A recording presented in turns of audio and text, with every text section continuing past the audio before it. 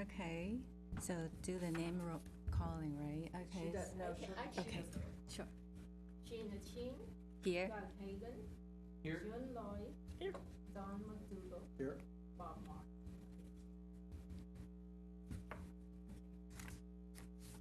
Okay, so we don't have our communications. So we move to agenda changes or request deletions. Agenda changes or deletions. I was happy with the agenda.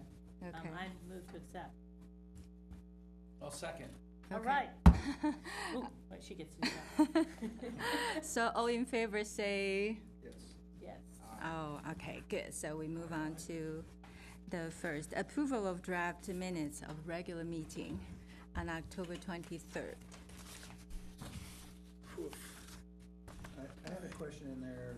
Make with- sure you've got everything on. I'm Yeah. sorry, thanks, Mike. I had a question on whether our guest speaker had agreed to send us her slides. I don't remember that was, I thought she had, and it's not called out there. I don't recall her doing that. Okay. What you received in your packet is the slides. Okay. So, Yeah, thank you. Any other questions regarding the draft of the minute? Okay, so, I'll move to approve. thank you. So do I have a second? Second. Thank you. So all in favor say aye. Okay, so we approve the minutes. Okay, so let's move on to the second, library board. Oh, no, this is not the one. Okay, let's move to the review of LAC presentation.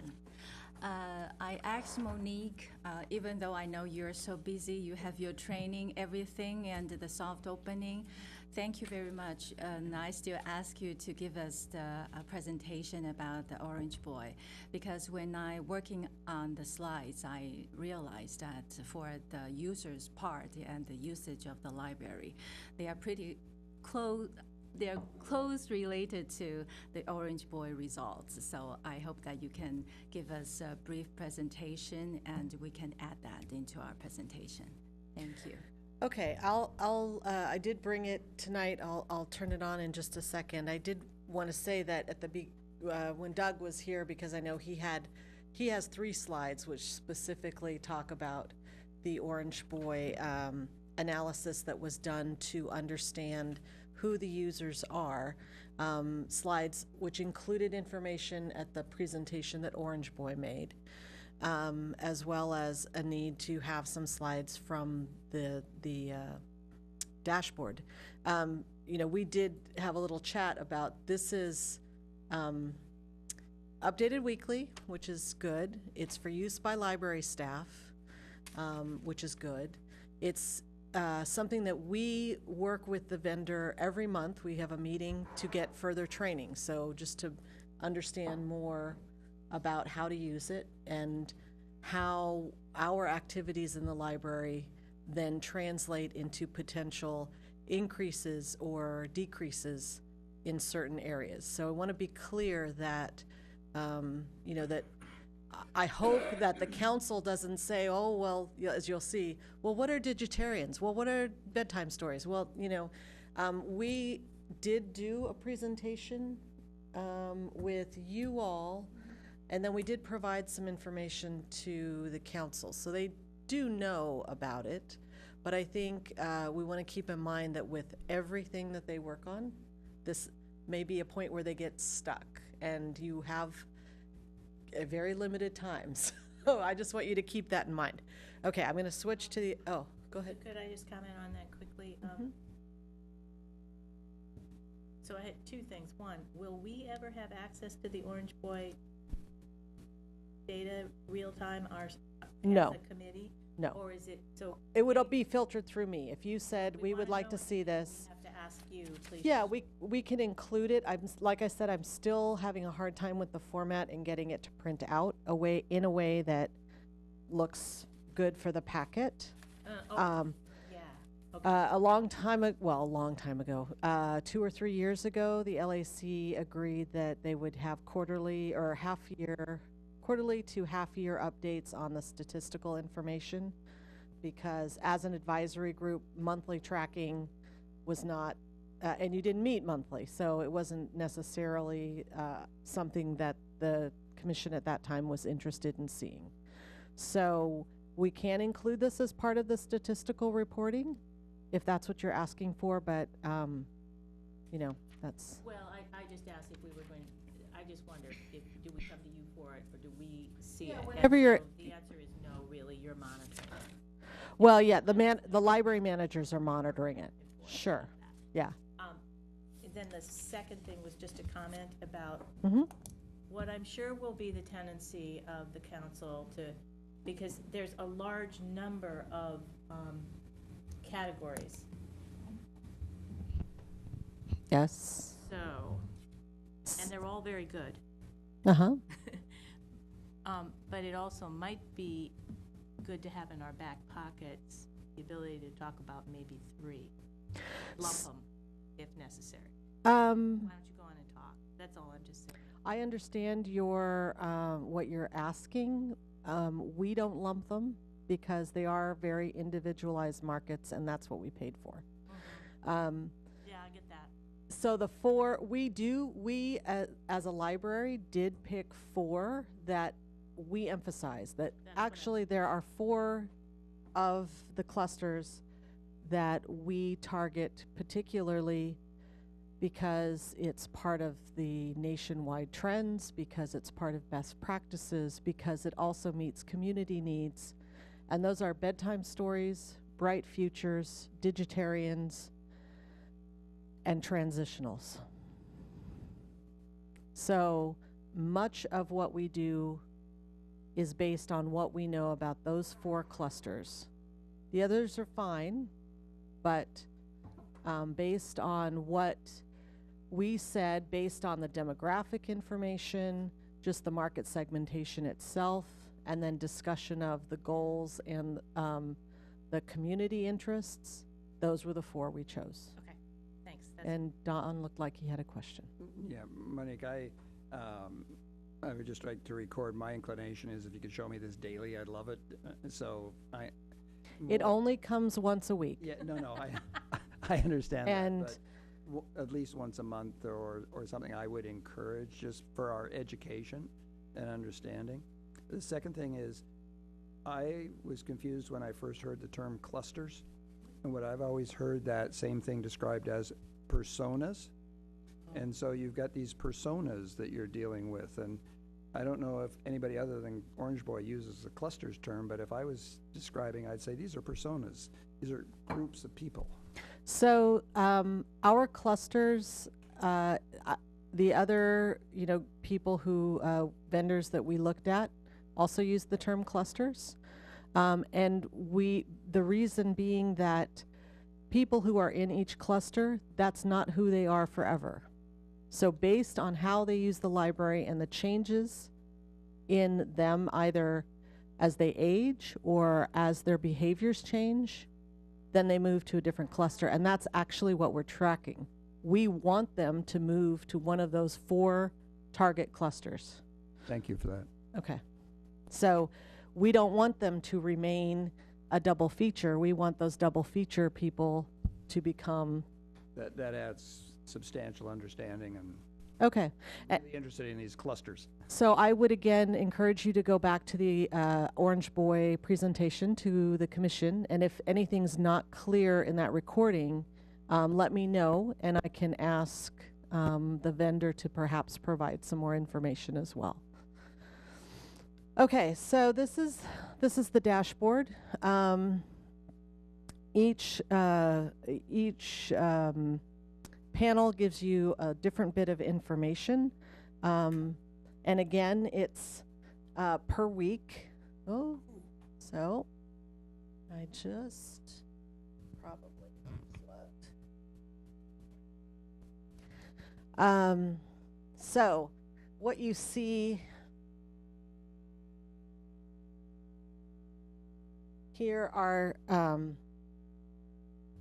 the customer clusters who used the library in the last week, this is all locations.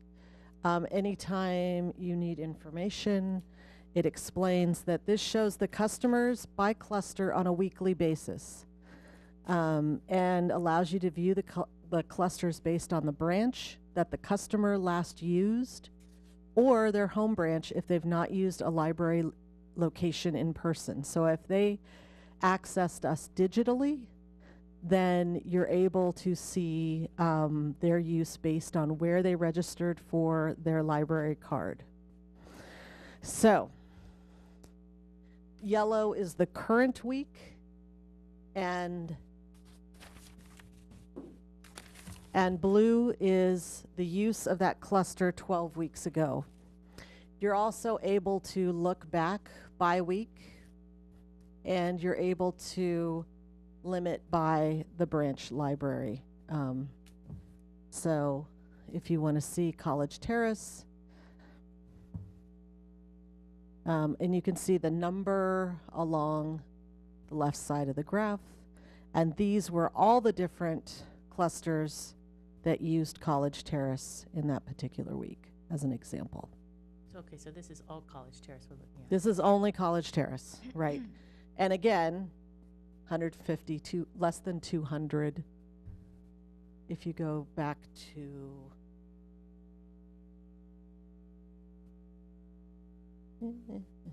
all locations, then you see in the thousands. So this is the cluster distribution. Again, you have an informational thing that shows that this is the pie chart as a percentage out of all the card holders who've used the library in any way during the past 12 months. It does not include occasionals, and it does not include inactive. And then you can again limit it by branch. And if you look by week, then you can see if the cluster changed over, based on a rolling 12-month period. And then, again, those are all of the different... Excuse me. For the first one, the chart, yes, the 1,000 means 1,000 users or 1,000? Yes, 1,000 users, right. Okay, thank you. And are you able to get spreadsheets from those also? We haven't worked on that bit yet, so I'm not sure. No, because It's not... Another thing, what you called it, the Open data does allow that. That lets you get spreadsheets, and Yes. that's kind of handy for looking at trends long-term, for you, because we're not going to, but, okay. So, next is new customers by month. So this actually tells you how many new customers you've acquired compared to the previous year. And so you can filter it by location again. And so this is not necessarily by cluster, just total number of new customers.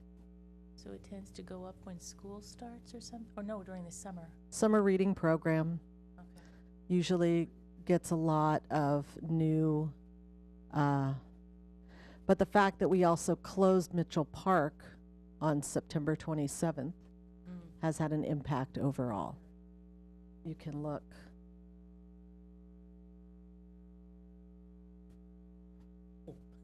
So, I'm sorry? Watch that number go up. Yeah. So utilization talks about the collections that each cluster uses by unique user in specific categories. So, and it notes that we launched Hoopla as of September 24th, which changes could have affected the downloadables number. So last week we had over 25,000 active customers, and by percentage, the utilization rate of each of those items. And you can do it then by cluster. I suspect it spikes in July and August because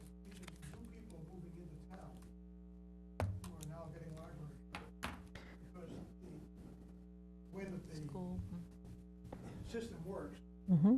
housing, Mm-hmm. most of the sales come in the summertime, May, June, July, Right.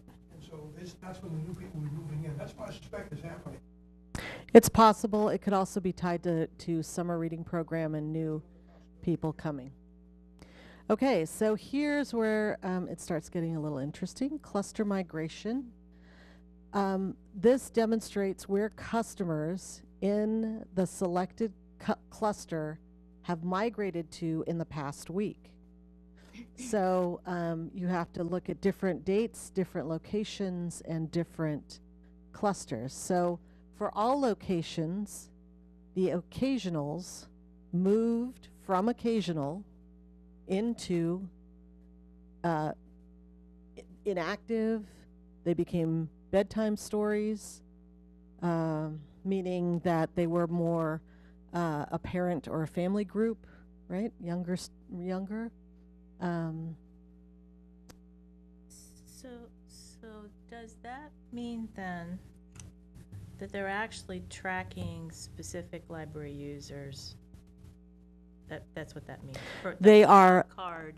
Yes, they are tracking specific users without that are anonymized. They are. Yeah. Yeah. Yeah. We know their general area of where they live or where they signed up for the card, but we don't know specifically who they are. Mm-hmm.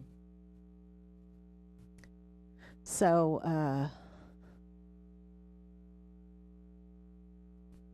let's see. At Downtown Library, the double feature went either to occasionals or also to dependables in small amounts. Does that mean they did more books? Yes, that's what they meant. In that column, yes. Okay. They Yeah. became more of a book reader, maybe, or engaged in some other behavior that led to that. Yes. I think if somebody asked me, is that behavior tracking individual users, a question you can answer, Mhm. I would say no. Yeah. Yeah. Right. That's the. Tracking library card numbers. But that was your question, was library card number, so. You answered. You gave me the answer I was looking for, but you're Okay. right. So the next graph shows how we've retained customers. So it shows the total number of occasionals that we brought back into a more active cluster, which is the positive number, the blue, compared to the number of customers who were in an active cluster who have now dropped to an occasional user. So you can see that over the last few weeks, we've actually had many more occasionals emerge rather than seeing a positive trend at all locations. Does that make sense? And that's, pretty obvious how that would happen based on the changes in the library, Mitchell Park being closed, all of that. So you see that here in August, the end of August, the end of the summer reading program, we had very few people who became occasionals and a little bit bigger group.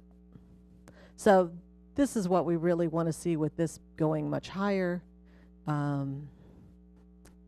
It also could be that school started, they're coming to the library less, just different things. That could be too. Question? Yes. The chart on the left side, Mm-hmm.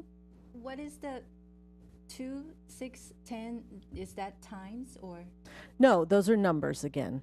So those are actually individual numbers. Numbers of, Numbers of people. Yeah. Right? Right. So It's not a huge number at Downtown Library, but it was just, those were the affected clusters.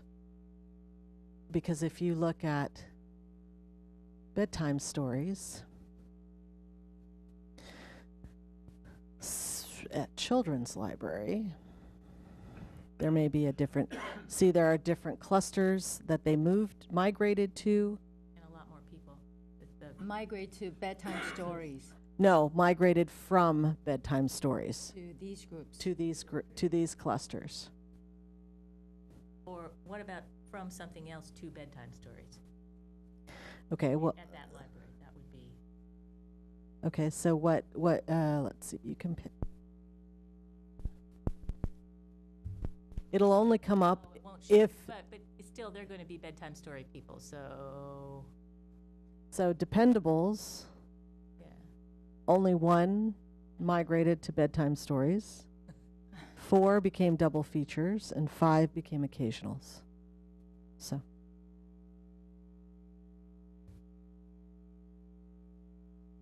But long-term for strategy, what we want to do is see something like people migrating to digitarians. one of those 4 groups, bedtime stories, bright futures, digitarians, or Additionals. transitionals. Because the transitionals are, if you go back to the presentation, they did review the different clusters and what behaviors characterize that cluster. And that's really what you're looking at is behavior. You're not looking at the age or how many people or anything other than, do they come in and sign up to use the desktop computers? Do they, while they're there to do that, do they then pick up holds? Do they browse?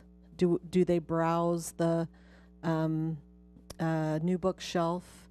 And a lot of this was done observationally, to look at, it does give, approximate age ranges. Do they tend to be an older demographic or a younger? Bright futures is teens. And, but that could be, also include their parents who are getting materials for them. They don't necessarily fit the age range, but their materials use is all young adult materials. Okay, so we're always looking at the behavior, not as importantly now at the demographic. So the household market penetration for this week was 38%. That means that of our cardholders, it's the ratio of total households compared to households who have at least 1 active library user in the last 12 months. So if you've used the library once in the rolling 12-month period, that's the rate, 38% of Palo Alto households had at least 1 active library user. And is that something over time? I don't know how. Over the past 12 months, Yeah. a rolling 12 months. Oh, and have we seen it change at all, or has it stayed fairly steady? Yeah, this one you can't do by date. It stayed pretty steady. From when you originally started the study? Yeah, it's been pretty constant, yeah.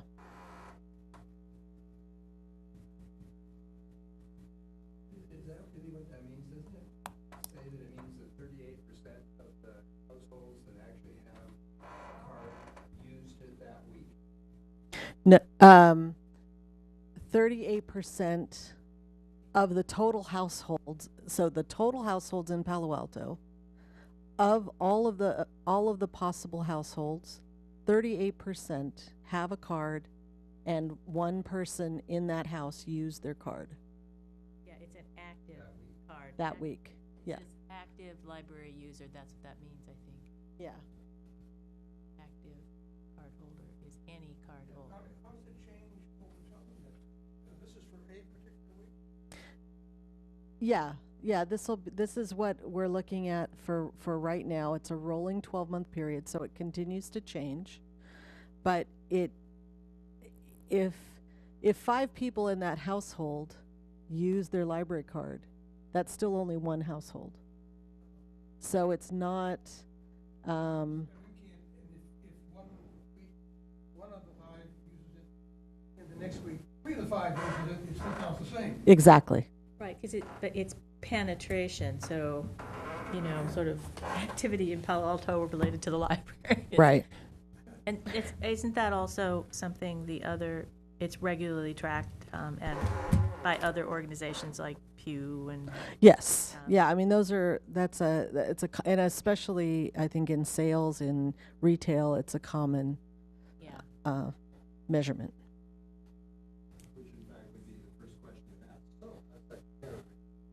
This is actually pretty good. So, okay. New customer activity, you can see that's gone down. Blue is circulation, yellow is Freegal, beige is Overdrive, and green is Zinio. We will add Hoopla at some point on this, but you can see that all of those digital media were relatively low. And that the trend was down just because, again, of the changes at Mitchell Park. Yeah. Okay, and I think there's one more. This one particularly just tracks website use and where on the page or where on the pages they went, ebooks, Mitchell Park, information about the opening, Link Plus, something about the children's library, a more generalized city page. So I can't read it from here. Is one of those the catalog? Must be. That's my account, because you would need to go into that area, or ebooks research. This is the number of people who use that over A week.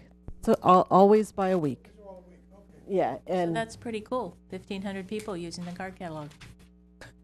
well, checking their account, checking their overdue items, renewing, yeah. So, and these are the top unique page views. These are not all of them. So these are, and they're unique. So it's not, if I go in 5 times in one day looking at that, I'm not going to be a unique user. I'm going to be the same user 5 times. And so the things that we track on the open source data, right? There's a page for eBranch or digital access. There's counts, and there's counts by type. And okay, let me see if I understand that right. So I think you're saying that if you went in 5 times, Orange Boy would not show that, but the open data site would? Yes, because we count those Differently. Yes. Anything else? Useful. Yes. Excuse me, what do you take from the previous slide? You mean the One that shows, yeah. the new customer New activity? customers. Well, that new customers are primarily coming in for traditional library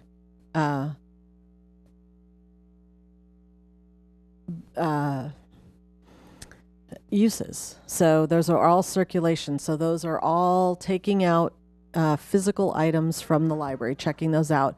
And these are new users. They're not existing users. So does that really say that this, oh my God, we're going to have to close down the library and we're just going to have servers that provide up ebooks? That speaks against that people are joining the library to get books. That's correct. Thank you.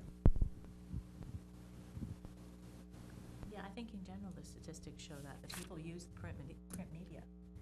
Well, circulation is not just print. It could be DVDs, it could be books on CD, it could be the magazines. It's a physical item taken out with you when you come in. Could be holds. But it's not an e-version of No, anything. it's not, and those are all accounted for on the bottom. And frankly, most people who walk in are not necessarily too familiar with what e-resources we have.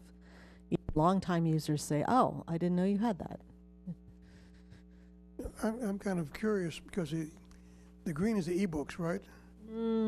No, that's the green is Zinio. It's the magazines. Videos and Just Zinio, the product Zinio. for e-magazines. Yes. Oh, okay. Yeah, that is not something that's terribly popular.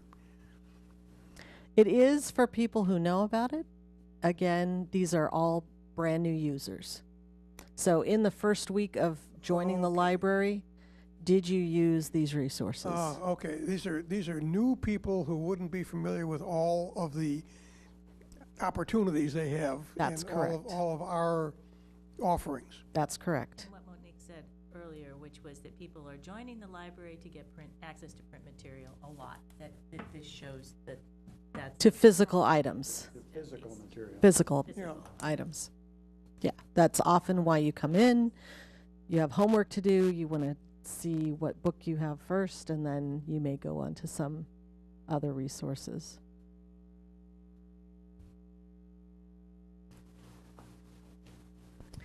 So we can certainly, review this on along with the statistical information. You're always welcome to ask, but what this is designed to show us is perhaps we decide to do, something different with where we locate a particular collection or what we feature, or, some change in how we can offer the services, and to see, does that affect certain groups? Does it change how many people respond? So it's more,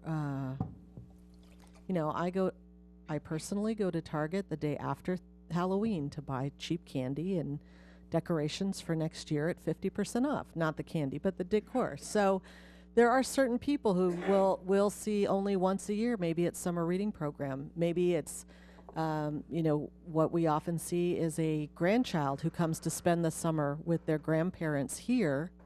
So those people are bedtime stories, even though they are retirees perhaps, but they only come to the library once a year, or, during a 2 or 3 month time period with their grandchildren.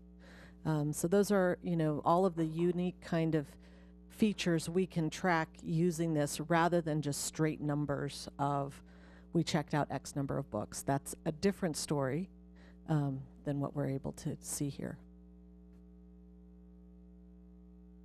And I know that you will have questions about this. Feel free to ask. Perhaps I'll ask Orange Boy if there are maybe some quick cheat sheets that they can provide for you and make available. So anything else that you want to see? And actually, I have to say, there is a function where we can build our own queries. We can come up with, what else do we want to track internally as staff? And that's what a lot of the monthly training with Orange Boy is about. How do we really look at this? And so this will be an ongoing process, and we'll certainly, bring some, I'm sure, interesting information as we get into 2015. Thank you, Monique. I think it's really interesting. So you mentioned about that you're still working on the format. So is this the final format, or you're working on more? No, this is the final standardized format. If we were to go in and do our own query, I'm not sure that there's anything in there. We can. So if we want to look at some, just, there were some specific things in July that we wanted to look at, how many people were using Overdrive, different things like that. We can set those up for different types, things like that. However, the basic dashboard, which tracks the activity, which is the same as for all their other clients, is this format. Printing this out in a nice format for you to read is one of the challenges I've been having, and they've said, oh, nobody else has wanted to do that or needed to do that, because most people are looking at it internally as an internal tool to understand their own services and products. So we're still working on that bit. I have kind of a general kind of question. If we're getting significant differences in clusters or in types of activity at one branch versus another, first of all, does that happen? And second, if it does, what does it tell us? Well, yes, it does. I think it's really, one of the things we looked at when we first started was the cluster distribution. So this shows you that system-wide, it's got all of the, like, Bright Future. System-wide, last week, Bright Futures was only 2% of the total allocation. However, if we look at Children's Library for last week, you can see that changes, and Bright Futures was only 1%. Which is the teens, right? Right. So only a very small number of them use that. You can see it. So let's look at downtown. Even smaller, still 1%. But you can see that these all change based on the branch you're looking at. And it just means each branch sort of has a cluster makeup. Now, since we're targeting these 4 other groups, we kind of want everybody to shift into those groups system-wide, but we know that each branch is going to be a little different because of the understanding the demographics surrounding each of the branches, which was part of the presentation when they first came. Oh, that was Children's again. I wanted to do College Terrace. So there, Bright Futures, 0%.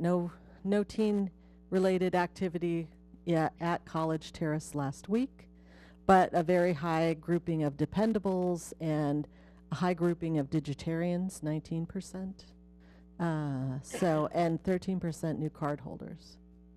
So you can see that each branch is a little different in how they're used.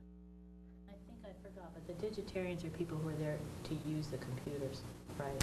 No, the digitarians are, Not the use, sorry. yeah, no, the digitarians, there are a couple of other groups that are high use for computers. You're not tracking that specifically.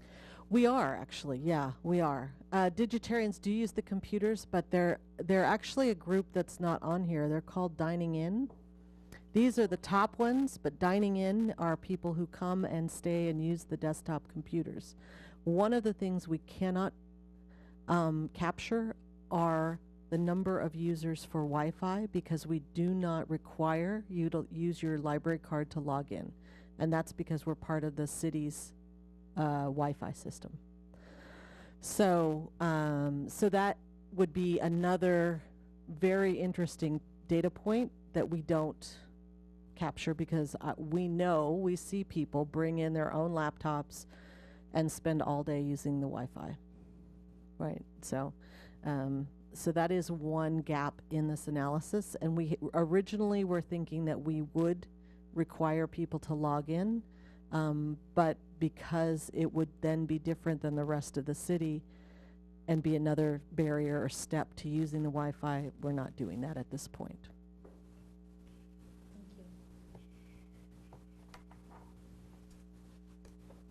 Okay. Okay? Do you have more questions? No, thank you so Sure. much, Monique. Thank you. You're welcome. We have a very clear picture about the Orange Boys dashboard. Do you want me, I'll close this and you all have your own devices to plug in for those of you who need it? I do have my device here to show the slides. Okay. Would you like me to plug that in then?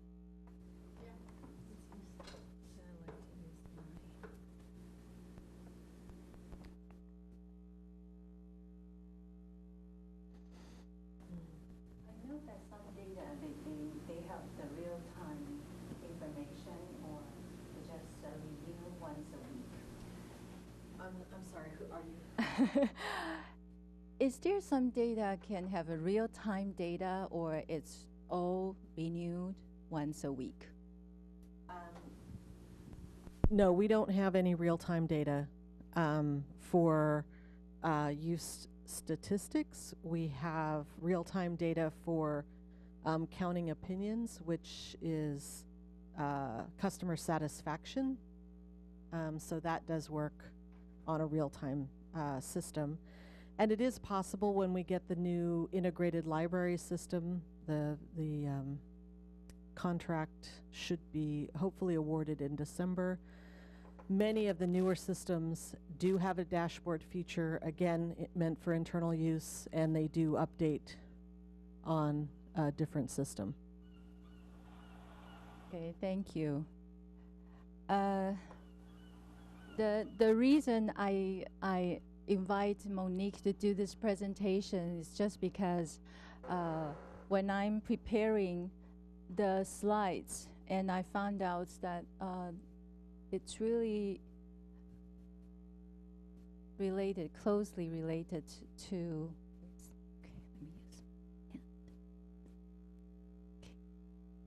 Okay, so this is the slides I prepared. First, we like to talk about the goals. Remember, we talk about the strategic plan, and we haven't seen the final draft yet, but we do know that's the trend and that's the direction that we're going to do. So I kind of use some of the ideas, especially the goals, innovation right here, because that's the risk-taking. If all of you remember, they use the word risk-taking, and we have some questions about the words they're using, risk-taking. And I use innovation right here. I took two examples. One is the Chromebooks. I think that's one of the innovation for Palo Alto City Library, because we loan out the Chromebooks for 7 days, and you can loan the Chromebooks and to do some electronic things. So that's one of the innovation. Another is the preschool tablets. I remember that we do provide tablets for preschoolers to learn before they enter into schools, and we hope that we can have this environment ready for them. So we loan out the preschool tablets as well. So I included right here as innovation because I don't think other libraries will provide this kind of services. So, and the second is the community, because from the strategic plan, it emphasized a lot about the community building. And one of the goals, and I should say two of the goals, is strengthen the community and the library through effective partnerships. So that's the first one. So how can we reach out? Remember, we talked about our librarians. They would have more missions. They would have more things to do, not just sit there, answer questions. They have to reach out to the communities. And they would have very effective partnership with local communities. So that's the way that we build community. Another thing is that we like to facilitate civic participation and effective community engagement. And we hope that more and more users would engage the services that we provide. So that's how we want to facilitate more people, more participation. So, so that's the second for the community. And the third goal is the digital service. The digital service, because we like to expand digital collections and mobile services. So right here, for the third goal, I put it digital services and for the collections. And we do have a lot of collections, and we will talk about it later. And so this is the first slide. And second slide, if we want to reach the goal, then first we understand the role play for library staff will be different, because they will be more aggressive to our users, our customers, not just sit behind the desk. They have to change their strategy or their roles because they want to reach out. So their workload will increase. And that's what we have to know. Do we have enough staff to do all this kind of work for the future? If we want to build that kind of community, if we want to have more effective partnership with local communities, do we have enough staff to do that? At the same time, to serve our users as usual with high quality service. So that's one of the things that we can look into. But because we don't have the data or statistics with us, so we don't know if we have enough staff, but it seems we do. And I know that they unfroze and 2 positions or maybe 3 positions. So I assume we do have enough staff to meet the challenge. And the second thing is the facilities. Facilities right here, I like to point out 2 things. One is the rooms, another is ebooks. The rooms, let's move on to the rooms. This is the information I had for the room, because we use different terms to describe the room. For Palo Alto City Library, we use study room to describe the room. But we also have a community room in Mitchell Park, which can accommodate about 100 people. And we have another room at downtown. That's called El Camino room, right?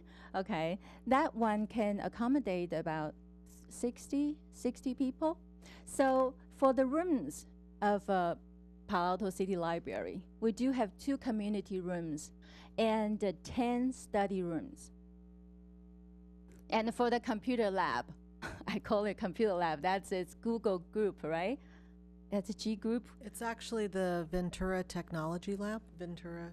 Okay, Ventura. Okay, that's a room filled lots of computers, so you can have lessons, all kinds of lessons. You can teach seniors how to use electronic services, or you can have other lessons with all these computers.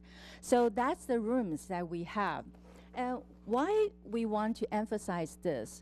For the study room, we do have a study room since 2011 when Downtown Library reopened. So we do have that. But in the future, we'll have more, because for downtown, it only has 3 or 4. But now we're going to have 10, and the community room and the computer lab. So we do have lots of services in terms of we can provide in a room. So we should, and we will, I believe, that we will have all kinds of programs to use the rooms, or we could encourage our users to use the room to do homework, to do discussions or similar activities like that. So we like to point out the rooms right here. And I did some research about the Santa Clara County Library right here. And I exchanged emails with the assistant director. And I asked him a lot of questions, and here are some of the questions. First is the population. When we compare the population, and you can see Santa Clara County Library served 418,000 people, and we served 63,000. So there's a lot difference. But see the meeting room, they call meeting room and community room either way. But we call community room, we only have 2. So the people we can accommodate for the 2 community room is about 160. But for the Santa Clara County Library, they have 7 meeting room or a community room, and they can accommodate more than 500 people. And for the charge, you can see the charge right here. So the number of people that can be accommodated is, are you just saying the total number in all the rooms as opposed to? A community room only, not for the study room, because But it's the total. So Santa Clara has 7 rooms, and if you put as many people as you possibly can in each of the 7 rooms, that's 500 people. yeah, around that. I think that they are above 500 because they have 7 meeting rooms. They can accommodate from 30 to 280 people. So that's the estimate. So that's why I say 500. So in the study room number, the 10, that includes Rinconada. Is that correct? Yes, that's the data from Chad, from his report the other Right. day. And we have a community room in Rinconada as well. So It should be 3. this should be 3. Okay, thank you. Right. And so we'll need to update that. Sure. So the accommodate people would be, Let me write a little note. thank you. I think it holds about 100 again. Yeah. Okay, good. I'm glad to know that. And you can actually, if you want those numbers updated, you can email me Okay. the presentation and we can make sure that it's accurate. Okay, thank you. So I'm glad to know that we have one more community room and more people we can accommodate. And you can see that even for the population, Santa Clara County is about 6 times of our population, but we serve not 1/6 of the rooms. So I think we are very proud that we can provide this kind of service.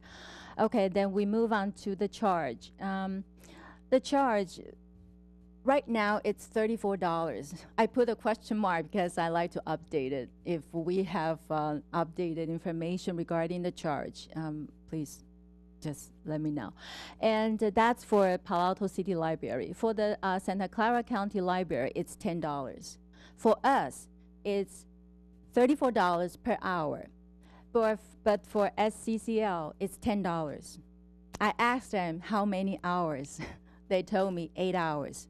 And I say, oh, so that's the whole day when library is open. And he said, yes. So that's their charge, $10. And they charge it per times, not for per hour. Okay, so that's the charge. And for the reservation, this is the number I took from the data earlier. It's for fiscal year 2014. I took the data from there, so maybe we can update that data as well. So for the reservation, ours is 254, and Santa Clara County is 4,910. So you can see a lot of difference. Maybe just because we have not used all the rooms right now. So that's okay. So the study room, if we focus on the study room, then we do have 10. Then we can accommodate about 70 people, and they have more than 4.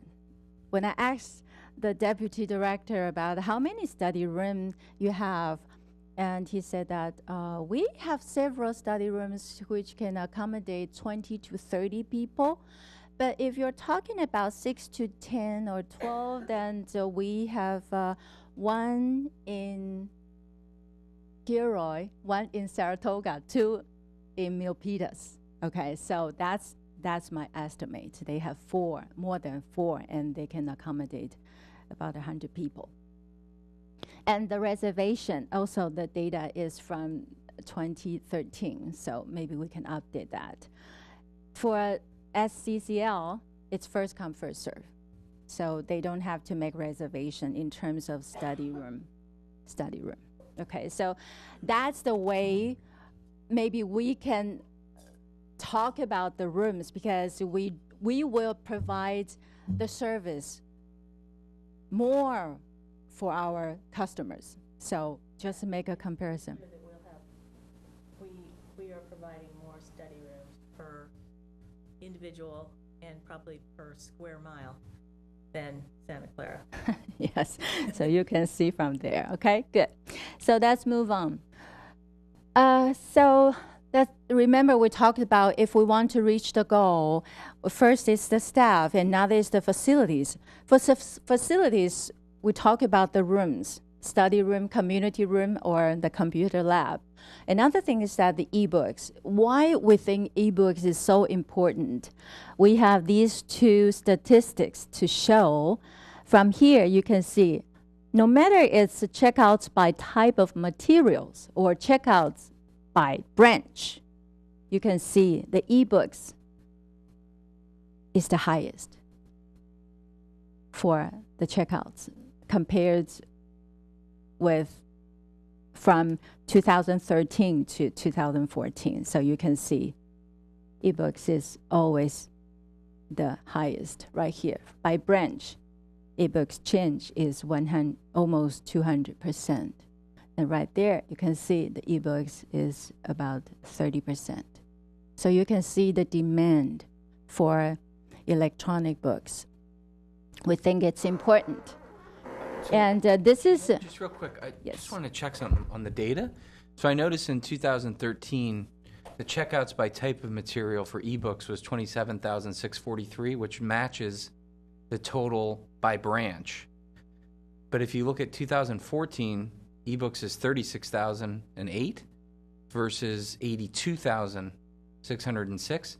I just wasn't sure why they were different in 2014, but they were the same in 2013. Do we know, did the reporting change? Or, before we present that, I just want to make sure we know why that difference is there. Yeah, we'll have to check. We did add a different service, so they are often counted differently, especially when you look at the downloadables. So, because right here, I assume, because here, check out books and other items. So other items, I assume probably DVDs, CDs, audiobook, probably would be ebooks. I'm not sure. That's my assumption. I don't believe so, but I'll double check that. Okay, thank you. Monique would be the best person to answer the question. Thank you. I just used the data. The data told us this, and we do think that's a trend, and that there's a demand there. And Monique will tell us why it's a different number. And just one other thing I want to point out. I know it came up at our meeting. No matter what the number is, there's tremendous growth in ebooks, which is the point of the slide. I don't want the number to get in the way of the point. But just in terms of books, they're down and other items are down. And I think that was explained before, partly because of the transition with Mitchell Park. So I just want to have that caveat so people don't think there's this massive transition going from books to ebooks. It's really has more to do with what's happening in the branches and then the new branch. Is that right, or is that It does. But again, nationwide, it's a trend that circulation is going down. Not in that large an amount, not as large as ours. Since 2010, you just have to take all of the statistics with a grain of salt, because at least one library was either in a temporary location or closed or something during that time period. Okay, thanks. Thank you. So can we move on? Okay, the next one is from Orange Boy. They do have the circulation by cluster, and we have this statistics right here. And you can see that ebooks, other than adult print and children's materials, ebooks grows a lot. So that's another statistic, another number made us believe that there is a strong demand for ebooks. So let's move on to ebooks. Me and Bob had a meeting with Diane, and we asked a lot of questions about ebooks. I don't know if you use ebooks or you know how to operate ebooks. Let me just say, it's the library card. It's just like a key.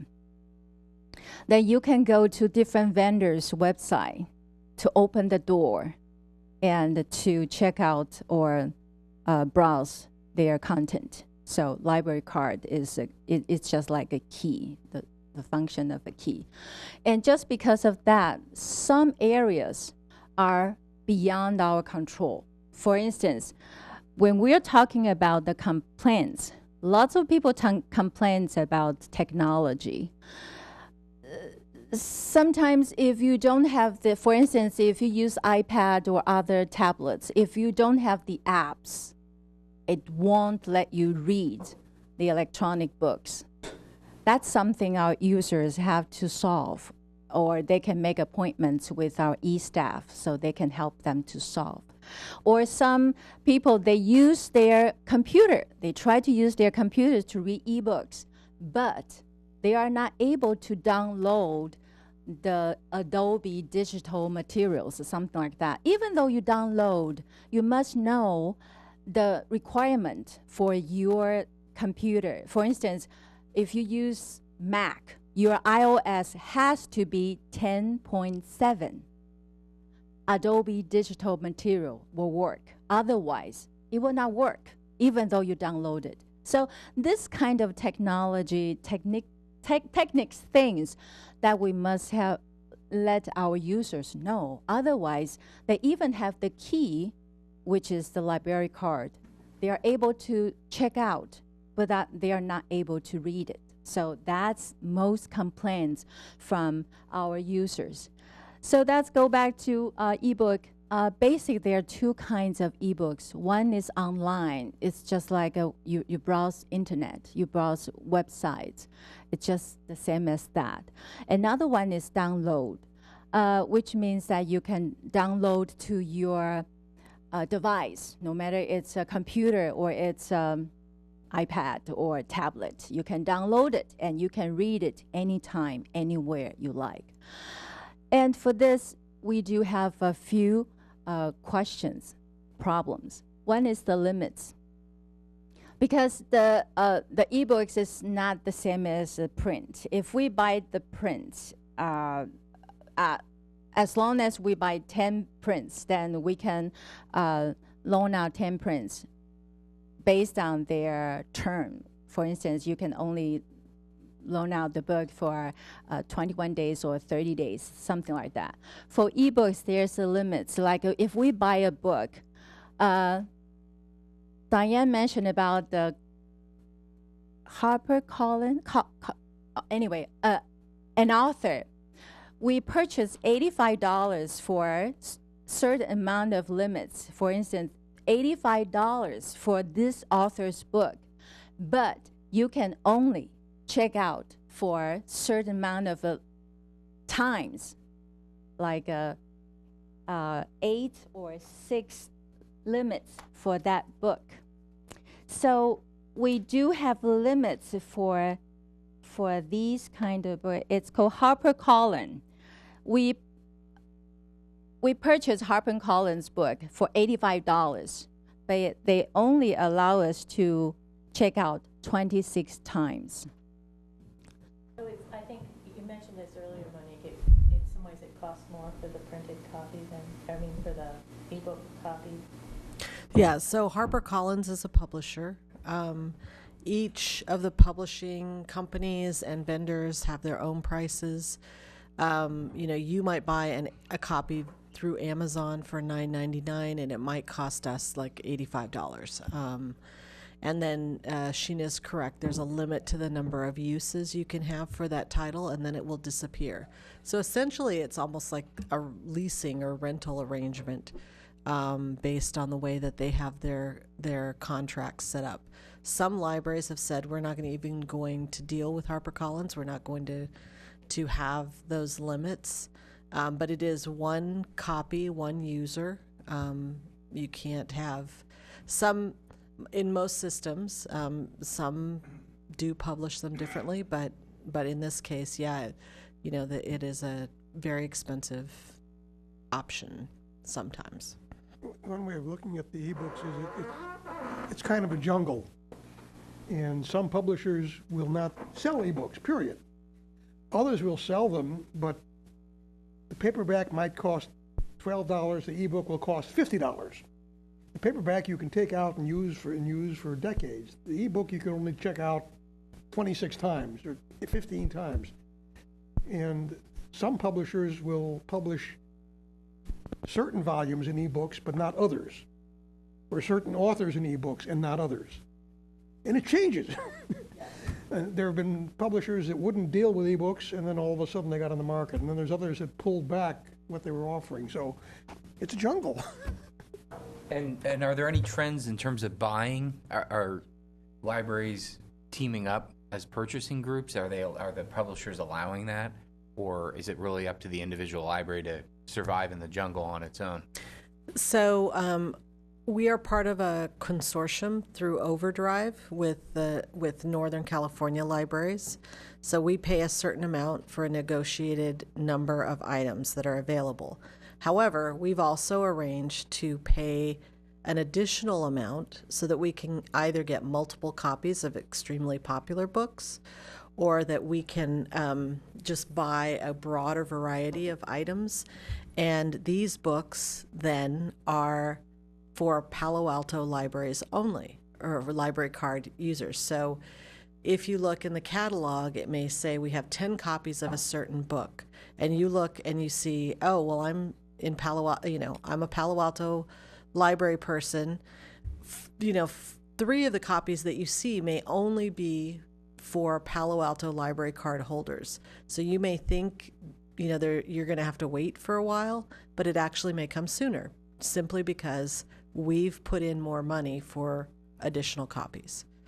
So, and again, the description of it as a jungle or a changing landscape is pretty accurate, because we just have to keep up with it, almost on a weekly basis. And we do have, all of the instructions online and things like that about how to access them, because they're all a little different. Okay. So another thing is that as we all know, it's so expensive to purchase ebooks. So probably we need to focus on this part, especially because if we believe there's a demand and there's a trend for our users, then when we do the budget allocation, so probably we should let the head of the head of the collection has more power to purchase ebooks. Maybe that's the way, or that's the direction we can think of. Another thing is that for download, no late fees, because it expired automatically. So you don't have to worry about to return it or worry about your late fee. There's one of the benefits. Another thing is that we move on to the complaints. I talk about the technology related, but now we're talking about the waiting time.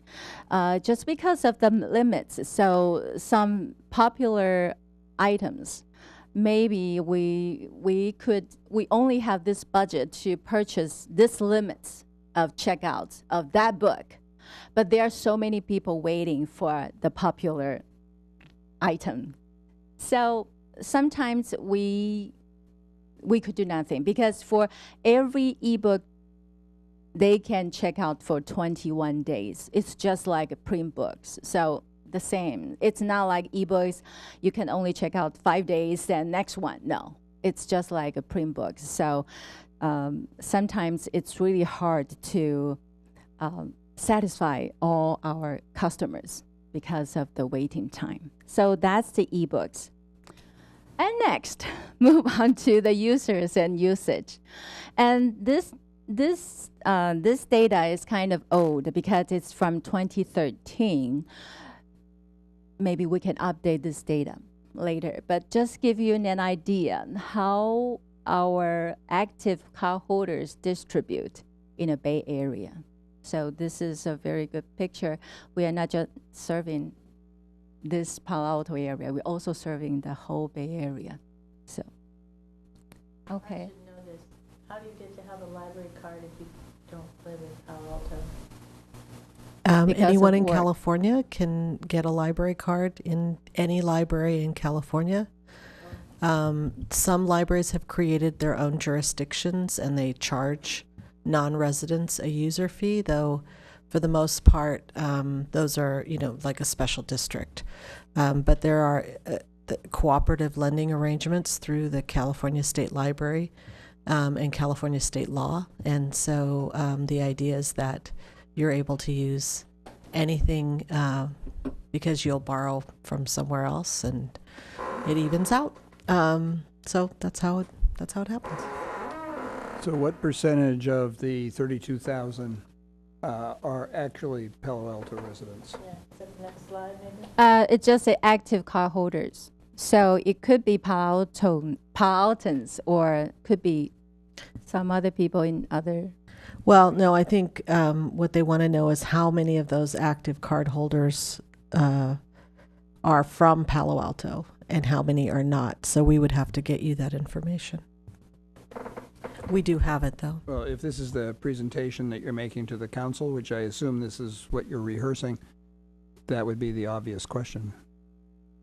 For this, as I said, we have to update the data. And as I said earlier, this is not final slides. We can modify the slides anytime. And the reason I provide the slides to every one of you is just to give us some input about the presentation. So if you do think that it's important to know how many Palo Altans from the active cardholders, we can add that slides as well. That's not a problem.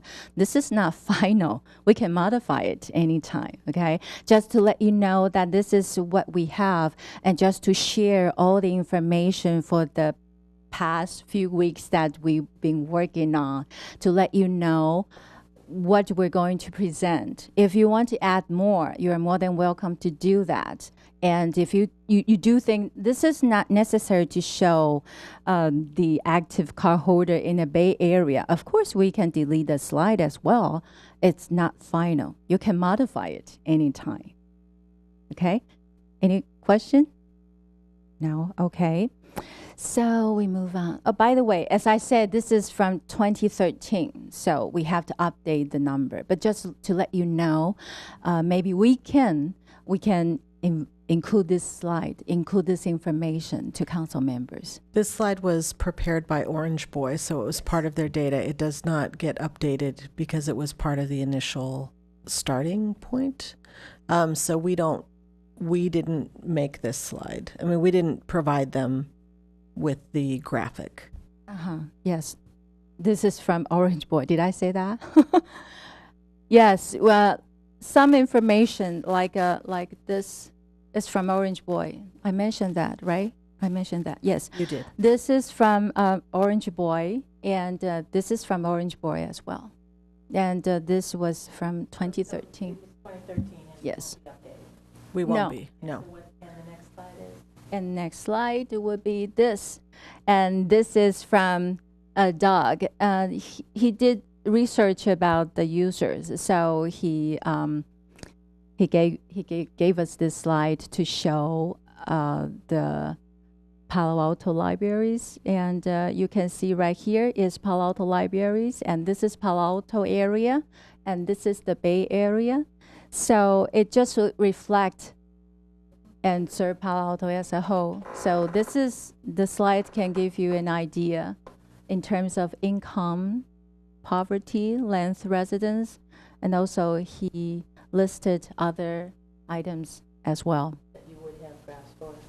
Yeah, she probably need more data. Yeah, so just by the way, just a little bit of background, Sheena and I met with Monique, and we went over all the old Orange Boy materials, which, at least for me, was new to me and probably would be new to you. Mm-hmm. And in addition to the clustering info, the segmentation, there was a market analysis including demographic and geographic kind of takes on our users. And so the kind of slide and the storyline we came up with for this area based itself on that data. So these are really just placeholders, and the idea was that the data we got was by branch. We didn't have the libraries as a whole for the demographics. And so we're going to work with Orange Boy on summarizing that data for the libraries as a whole. And so these were some of the categories of demographic information. And the overarching idea was that, we wanted to show to council that, the libraries continue to reflect Palo Altans and serve Palo Altans. And the data that we got, the latest data we have is from 2013, demonstrates that. So it was just kind of a snapshot to say the libraries are serving, Palo Altans. And I did provide you with the follow-up, correct? Well, I know there were 3 things that you mentioned that were based on census tract, so they already were the summary data. Yes. But for the other ones, I don't know, were those based on census tract as well, or were they based on the branches? No, I think everything was based the same way, but I'll double check. Yeah, because I know you had mentioned, I'll have to look, but I know income and poverty, I think those 2 in particular you had mentioned, but... I guess I was not looking at the others, that the others needed slides, but the data was extracted from the same information, so it would be the same source, that they are demographic and not cardholder data for everything. It's not cardholder data. Right. Okay. It was For just everything. Census tracts by branch. Yes. Yeah. Okay. Well, I guess in that case, we could go put up the broken out branch data, although you kind of get caught in the weeds a little bit. The idea was to bring it up one level to summarize it for council. So, we can drop the slide or we could show the more detailed data. And if they want to get into it, by branch, we can get into it.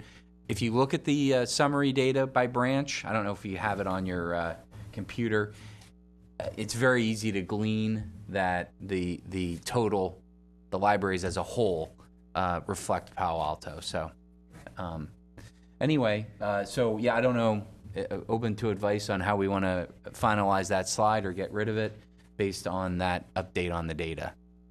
But the point still remains. See, I think it's a good point to make from the city council. From the city council's point of view, it seems to me that it would make sense for us to be saying we are paying attention to the statistics and we're paying attention to library use, and it appears that we're serving Palo Alto community. That's we are telling you, city council, that we believe that this is true. So it seems like a good idea to me, unless the data's just not there. Other data sources that I looked at seem to indicate the same thing.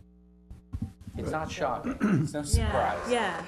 But Yeah. the So point, maybe we don't need to make the point if it's already obvious. Well, no, I think but maybe you need to make it with age, language, and education, because I'm not sure that the rest of that that would make your point. I mean, or you pick some other 3 if you think they're more important, but Yeah.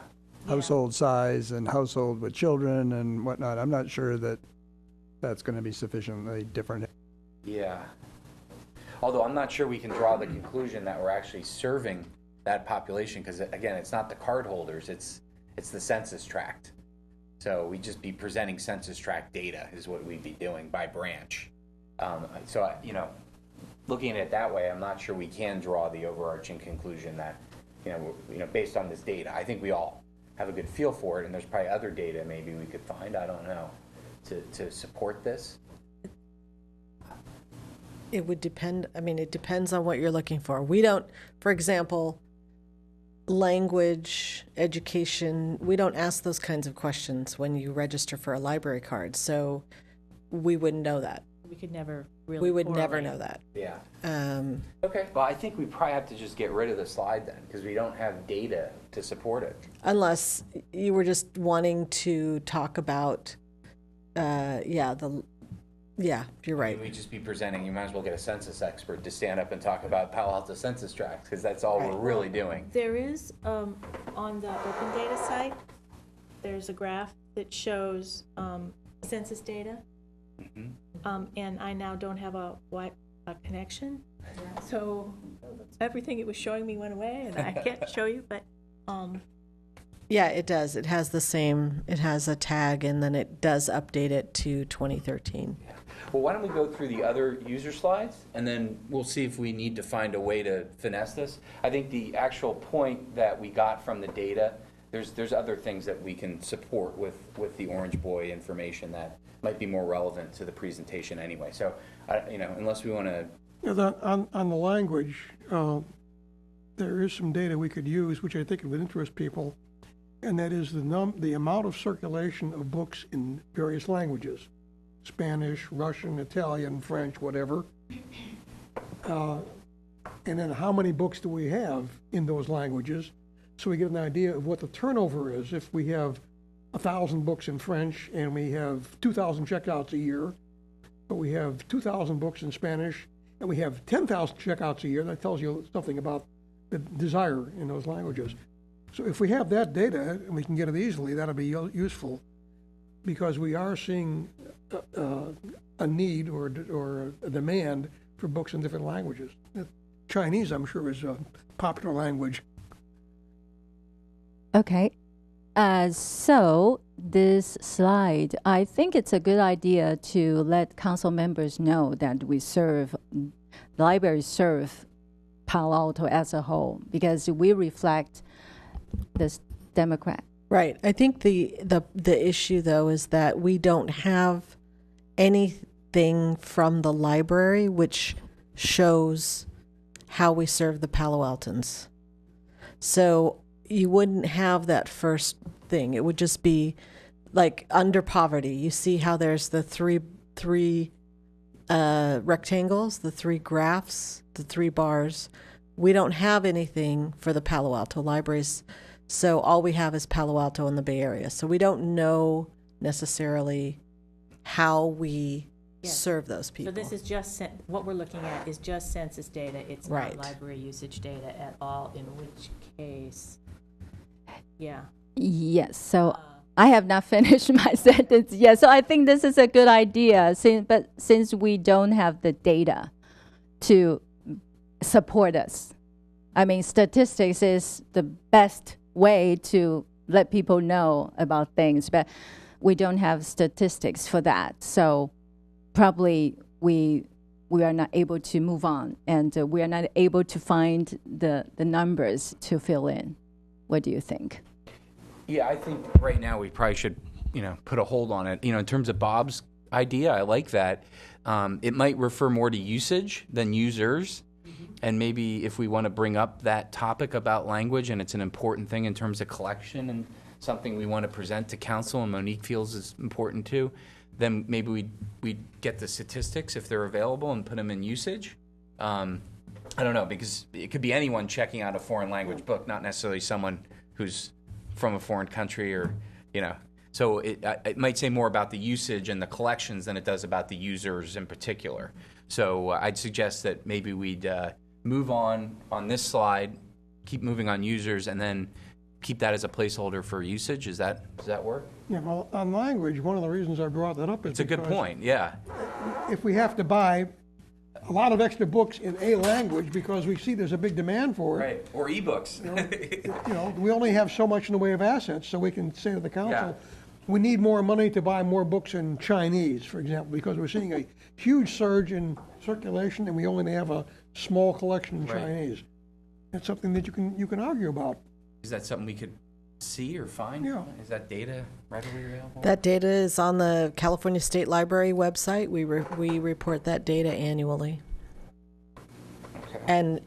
And this year's data has only just been requested, and it normally takes them almost a year to actually get it up. So what you're going to be getting is last year's as the most recent data. 2013 or maybe even 2012? You'll be getting 2013. But it is downloadable, and you can do it in a spreadsheet, and you can manipulate it however you want. I knew you would enjoy that. I love spreadsheets. Oh, really? Okay, let's move on. And next slide is focused on Mitchell Park. It's also from Orange Boy. This data is also from Orange Boy. So I think this is because our presentation is December 8th and the grand opening is December 6th. So it's a good idea to bring What is this ADI? area. area, yeah, I forget Oh, what, I have that right you got it right there? Yeah. Something about the area, that's all I need to know. So this was, yeah, it's basically a geographic look, Okay. and it looks at kind of area of dominance by Area of dominant influence, I think. dominant influence. Yeah, it's a, Okay. by a branch. So if you look at the green area, Mitchell Park, they looked at the data of where users are coming from. Right. So they determined that was an area of dominance for Mitchell Park. And as it turns out, it's one of the larger population groups, and it's also one of the faster growing population groups. So it's an important area. It also so happens to be where Palo Alto has invested a lot of time, money, and effort to build this wonderful new branch. And so the penetration in that area as far as cardholder goes is lower than the other areas. Now, is that because it's been underserved and in transition, or not? But I think what we'd like to see is that when the branch opens, we're going to see this statistic change just by, I think, the very nature of having the branch as well as all that's going to go into it. So this is something that maybe we could monitor, and over time we'd like to see that people in that usage area are aware of Mitchell Park and are using it, and we see more penetration. So this, I think, goes back to that 38% Yes. on the dashboard. So, as you can see, this all probably, given if you were to take all the percent penetration and weight it by the population size in the ADI, you probably come out to about 38%, which is where we are. So Right. you can see that we're really only below the average in one area, and that's where our major investment is going on right now. So I think council will be excited to see that there's an opportunity in the place they've made the investment, and that we're going to take advantage of that opportunity going forward. So this is the slide for Mitchell Park. Okay, the next. That's why I asked Monique to do the presentation. Because when I tried to come up with other slides in terms of our users and the usage, I don't think I can provide any updated information on that other than the dashboard. So all I can show is one of the data from Orange Boy as well. That's the utilization. So you can see from here all locations, all clusters, but it's from May 2014. So it's not very updated. It's just let you know on that. 1 week, too? Yes, Indicate 1 week's of use? Yes. they renew the data once a week. So instead of provide the slide, I think it would be better to show the updated, the real time. It's not real time, it's the latest numbers for our council members. So, and the next, how, and when I'm working on this slide, I think I would dig into the details. Lots of details, but we don't have enough time to present the details. So I need your input. Do we need to present the information here, or after we talk about the ebooks, when we're entering to the users and the usage of our libraries, can we just turn to dashboard and show dashboard to the council members that we do have this weapon? Can we say that? We do have this kind of weapons to help us understand, or the tools, maybe that's the better word, or the tools to let us know our users and let us know how they use our libraries, not just all libraries. We can also analyze our users per library, College Terrace, or Recanata, or Mitchell Park. So we can use that to analyze our users. And from that data, we can know how they use it. For instance, we would know their patron file composition or active card holder distribution or some other items that Monique just showed us. Let me see if I understand I think what you're saying is that you think at the city council presentation, we should ask Monique to show the dashboard data? Is that what you're saying? Yes. So what do you think? Suggesting, the only question I have about that is I think you said that basically every time we look at the dashboard, all we're seeing is that week. That's correct. So, You're seeing it compared usually to something previous, sometime 3 months previous. ago. Yeah, 12 it weeks ago depends or on, something, but- yeah, it depends on the data you're looking at. Some of it, like the market penetration that was on a rolling 12-month. Because I think it's really great data, and it's a really great thing to be saying that information is available. But I think then that would be the whole presentation.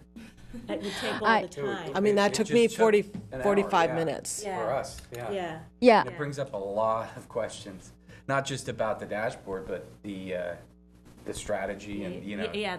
Right. Yeah, and what is this strategy? On the other hand, I mean, I think it would be the big question I had. So I don't know how familiar, is this going to be is it the new city council or the sitting city council that we're talking The to? current city council, the new council members are sworn in January. And the other piece is, yeah. One other, consideration, and I think Sheena and Monique and I went through this when we were trying to summarize the user data into 2 or 3 slides, is that, and it is on the dashboard, is the clustering. Yeah. Brings up a lot of questions, and you have to have a baseline understanding of what a bedtime story, what is a digitarian, and then there's a subset of questions below that potentially. And so I think, as Monique said, it could be the entire presentation. So we were trying, I think, at this stage, and especially given where we were in terms of our draft strategy, which we've only really talked only a about draft, once, to say that, do we want to dive so deep into that? How do we present it right that we're not going to end up with more questions than answers. But maybe we want to raise a lot of questions and be provocative. I don't know, Yes, I think my idea is not to present all the details about the dashboard. I think my idea is to let council members know that we do have the tool which would update every week, that we can know our users so deeply. And we can control, maybe not control, but we could track their behaviors. And I think Just let them know that we do have this tool, and to show them 1 or 2 slides. If you think slides is enough, then we can put 1 of slides to show them, to give them an example that we do have this tool that we could track our users' behavior and to help our staff make decisions when they want to purchase certain collections, certain books, then they would know how to make that decision. For instance, the Orange Boy told us that for the audiophile group is not as many as expected. So probably we won't spend a lot of money on that.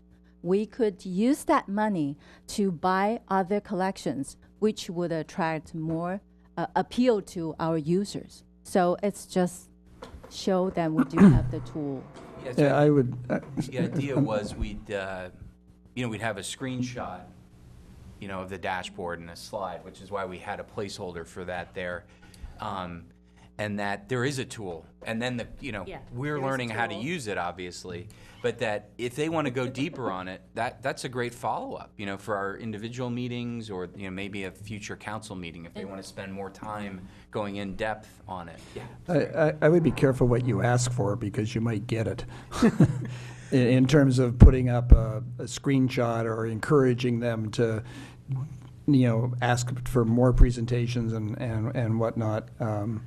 I think letting them know that the tool is there, exactly as you said, and that we have experts using that tool, and that isn't that good, as opposed to exposing them to enough information to cause them to say, well, can we talk about Rinconada and how many Chinese books there are there, and why we're spending that money on this instead of on that, and that's not their job. Monique's the expert, and her team is the expert to do that. So let's let them know that Monique's got a tool.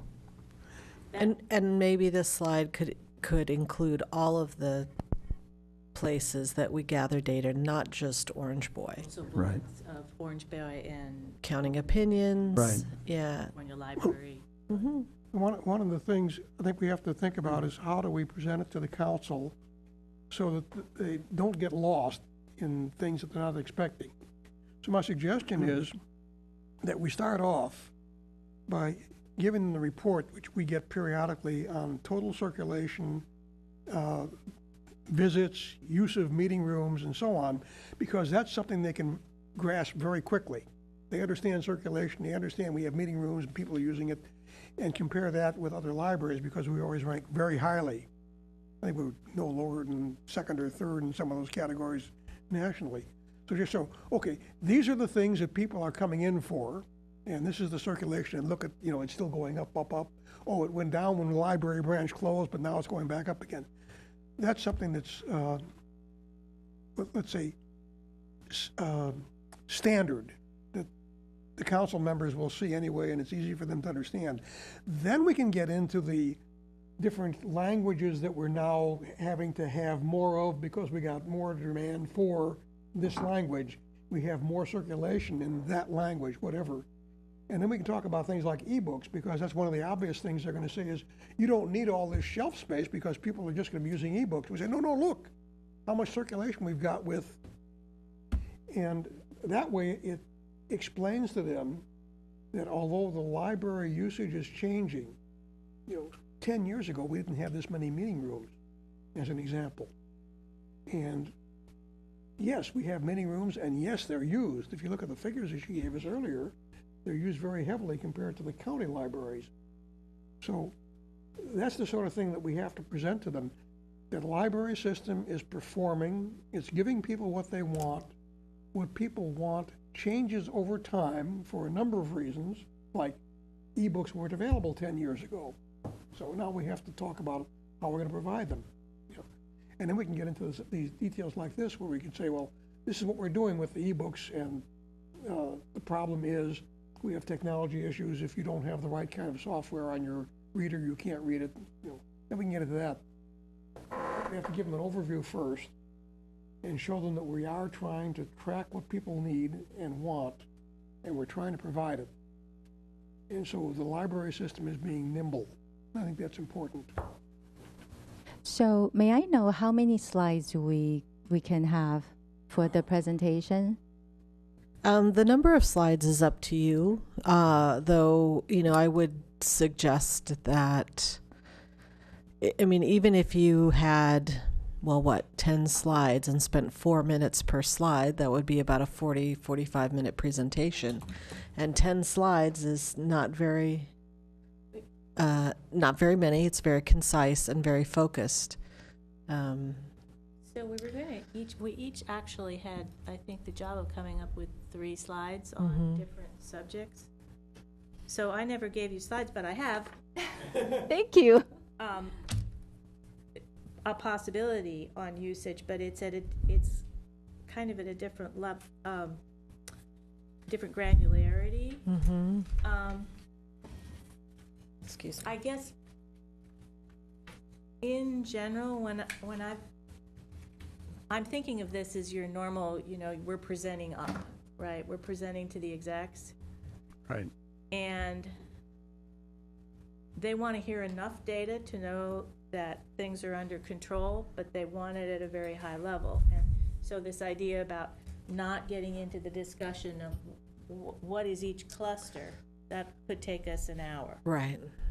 We don't want to do that, but we want, I think there's the accomplishments, the buildings, the rooms, the additional ebook services that you already talked about. So then I think we're sort of circling around, what do we tell them about usage? Well, What we're doing such so, I mean, if you've watched, well, let me just maybe provide some input. So if you've watched the previous presentations for the last few years, the focus has either been what the commission worked on, if they had some specific subcommittees working on things, what the what was coming up next year, what they thought the library or understood the library to be working on, and really, like you said, a high-level view. And generally, the information was fed to a person who created the slides, who then passed them to the library so that we could format them in the correct. There's a city template for PowerPoint presentations. So we will need to massage it and fit it into that, and then it's ready for you to go. We don't always provide the slides to the council ahead of time. That's not necessary. But we do have a printed copy for them. So for the most part, it's not as focused on the library's activities as it is on the commission's. Since all of you are so new, I think it's a good idea to give them a sense of, hey, we've been paying attention to what's going on. We think we're doing what you wanted us to do. Here's perhaps some goals or areas that we see, some trends that we see happening, whether it's e-materials or meeting rooms, or, we're not going to know until all the buildings are fully operational, and, just that kind of sense. And then generally what happens is that they wait until the end of the presentation, and 99.5% of the questions are things that I would have to answer. So I sit in the audience and wait until they ask a question that stumps you, and then I say, "Oh, okay. Well, let me fill you in." May help. And in the past they have made suggestions. We'd like to see you work more with the schools. We'd like to see, whatever. What was the other one? Volunteer. Yeah, issues. Things with volunteers. All. Use more? Is that what you mean, or? No, just sort of. Well, what kinds of things are the volunteers involved with, and things like that. So, it's a high level overview, really, of what the commission has looked at. And again, because you're so new, you've been focused on the use data and how we're using data, and what we're doing with that. And again, Orange Boy is just one element. It's not the whole enchilada. It's sort of the tortilla. So I would suggest, that as a group, or often there's a subcommittee that works on the actual PowerPoint down the road, put the slides together, the most pertinent slides to what you want to do, without a whole lot of depth necessarily, and just then just create your own notes, and decide who's going to do the presentation. If Sheena will do the whole thing. Sometimes people have traded off because there were slides that you may understand what more specifically about what you're doing. So that's entirely up to you. So I took, excuse me, I took a slightly different approach that wasn't so much based on statistics.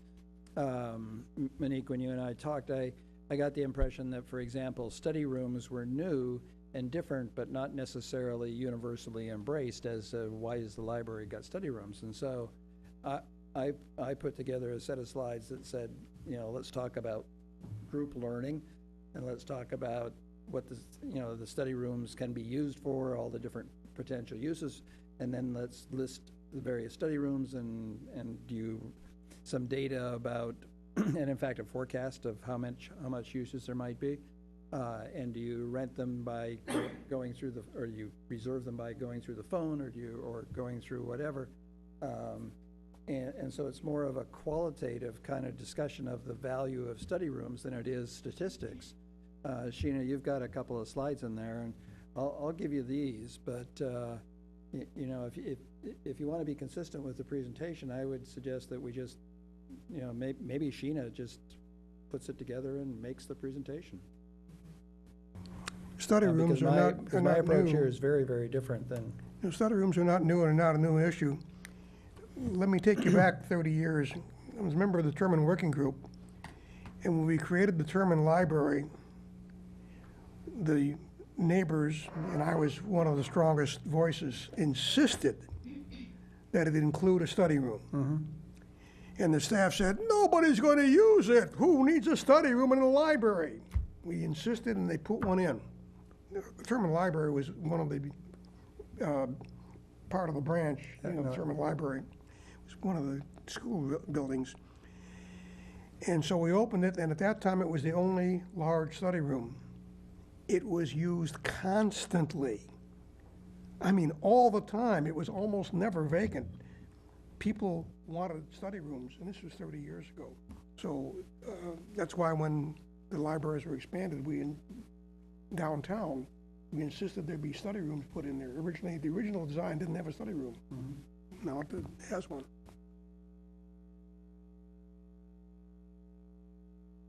So from my point of view, they don't all have to be the same. It doesn't have to be statistics. And in the past, I don't think they really have. They've focused some on use, some on how we compare to other libraries, some on, hey, here's something new, that we're doing, innovative, that we want to tell you about. Here's some pictures, a lot of pictures of kids doing things at the library, and that just kind of aligned with whatever you would like to highlight for the council, to make sure that they know that you're paying attention and providing input. So because it's almost 9 o'clock, so I would like you to know that the special meeting, basically I hope that we can finalize the presentation, okay? So if you think the slide is not in depth enough, or you think we do not have enough data, information, please, you're more than welcome to tell us what other information you would like to provide. So for Don's suggestion, which is very good, that we look into the meeting room, or I should say study room, and how people would use the study room, and take an in-depth look at it. That's very good. But the thing is, how much time we can discuss on that. And if we want to discuss all these items, all these subjects, we only have like 30 to 40 minutes at most. So what we really like to talk about, and what we would rather maybe talk about next meeting, not this time. So what do you think? So for this slide, the original idea is just to give the council members about our strategic plan. Because I know Jan Light would have another study session with council members regarding the strategic plan. So I won't looking into that so much. I only point out the 3 things that for us to share with council members. For the community, for the digital service, or for the innovation, I think that's what libraries always try to do. We like to work with local communities, because we like to build the communities together. We don't want to do our job only. We want to collaborate with other communities to reach some kind of goals like that. I think this slide is effective. It probably needs a title on the top of it that indicates that the strategic plan is in progress, and here's a sneak preview, right? Or a high-level sneak preview, just that this, because there's no, it just says goals there. So whose goals? Our goals? Or the strategic plan for the library goals? Okay. That's what I'm saying, just maybe a top. Okay. Just the title for the slide. So do you all agree with this, that we talk about these 3 specific things that we share with council members, and let them know that we always try to break the boundaries, try to think of what we can serve our patrons, not to think about the traditional, not to think of things in a traditional way, but in a very innovative way, like we loan out the Chromebooks or the preschool tablets. Or when we recruit our volunteers, we look at what the volunteers can bring to our community, not just if you have time, you can volunteer. And from now on, we remember Eric Howard. He told us that they would like to look into the volunteer, their specialty, or what they can provide as a volunteer. So they do have several programs, like Here Comes the Hero, Wartime. Sheena, so are you planning on adding a section on volunteers here? No. So No. why don't we go back to focus on discussing the presentation? I think I heard you say you would like us to agree on the presentation before we leave here tonight.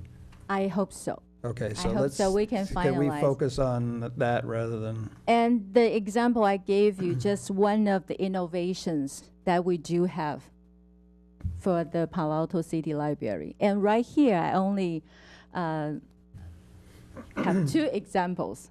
It's all electronic devices. And I'd like to provide you more background information. So if you think that we can add it right there, and it's relevant to the presentation, because it's innovation. Because for many libraries, they only need volunteers. Sometimes they don't think about what you could bring to the community, but we look at things differently. We hope that you can serve the community, not just because you're available. You can serve the community. So that's another innovation. So I'd like to give you an example of that. And the second is community. I would suggest we not add volunteers as an innovation. Okay, sure. And the second is communities, because as I said, we like to reach out to the local communities and have partnership. And we like to have local communities to have engagement with libraries. So that's the example of the communities as illustrated in the strategic plan. So that's the 2 examples that I would use right here. So One of the things we may want to touch on, and you want to think about this a little bit.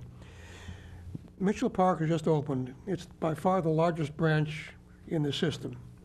It has more facilities than any of the branches before. And so when people get accustomed to it and start using it, they may use it in a different way than we had thought they were going to, and certainly than the branch was before. So we have to be aware of how people are using, and Rinconada is being expanded also, and it's adding meeting rooms, and it's going to be a little different facility than it was previously. So we have to be aware of how people are using the new libraries. Are they doing things that we hadn't expected? Is there a demand for services that we haven't had before, or a level of services we haven't had before? And how are we going to be able to react to it? So we expect that when people get into the new branches over the next couple of months, Mitchell Park and Rinconada, that they're going to be using them somewhat differently than they had been in the past, and the branches have been used citywide in the past. And so we have to understand that and be able to satisfy the new requirements, assuming there are new requirements, but at least be aware of it and be alert. I think that's important, so that the council feels that we're on top of these changes and that we're providing services. Are you suggesting that we change the, I understand that your points make sense. So there's a slide and wording on a slide, and then there's the words that we would come up with that go along with the slide. But the wording on the slide is pretty high-level outline, and I think what you just said is that is kind of included in the slide, right? So, yeah, is the slide good? Yeah. So then we could go on to the next slide. So can I, real quick, just a time check. It's 3 minutes before 9. Yeah. Does the meeting end at 9, or can we stay as long as we want? I'm new to this. Has to drive home. So we can. That doesn't mean we should. So I just wanted to check. I mean, I can stay. I don't think that's maybe true of everyone, but I just wanted to bring that up because I'm not sure. You know, we could probably have a lot more discussion. Or are we trying towards Sheena's goal of, you know, and Don had mentioned approving, you know, kind of some slides, and so I just wanted to do a time check. So I don't. Yeah, because it's really hard to put everyone together. Yeah. And this is LAC's study session with council members. So I think it's important that we all agree with what we are going to present. Okay. So I'd like to make a suggestion in case people have to leave. You know, I'm curious to see, Don, your slides. I don't think we have time. June, I'd love to see yours too. But I support Don's proposal from before, which was that he would send them to Sheena, and we'd really empower Sheena as our chair to integrate what she sees as fitting, you know, in the right format. And, you know, you've got the flow of your slides, I think, overall. I'm happy to update the few slides I contributed based on the comments tonight. Thank you. And I will send mine. So would that make sense? And then you know, I don't think we can be doing much emailing as a group. That's why we had the meeting. But you know, I'm happy to, at this point, you know, in this hour, you know, if we need to regroup at another time, we can explore it. But you know, I'm happy if we can get the materials to Sheena, you know, just for the sake of the time and the moving of the agenda. I don't know how everybody else feels about that. And any comments too, like Bob, I think you made some great comments about language, and you know, focus on services for new branches. And so, you know, any other comments we might want to share with Sheena? If that's the case, then we just move on, and please let me know if you want to insert something. Thank you, June. Okay, so... Wait a minute, Don looks like he's about to say something. But we never talked about what I proposed to do for usage data, and I actually did want to hear what people had to say for that. It would be very short. I'm happy to stay. And so I'm going to give people a piece of paper each. So it's for Don, and yeah, give her one. You can have that one. This one can go here. We got one to. Oh, I have to give you one again. Just keep handing Keep them out. giving them to you. There are 3, yeah. So this one's for you. I printed 7, so that'll be enough. So basically, what I thought the assignment was to give some information about how the libraries are used. So I did not go talk to Monique because with my own schedule, that just didn't work out. But what I did do was go out and look at what I could find.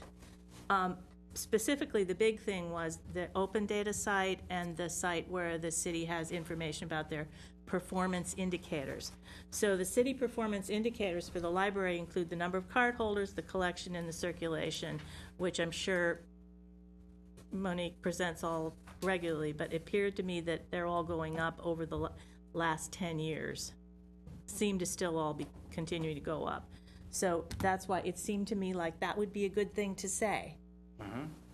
Our libraries, are popular.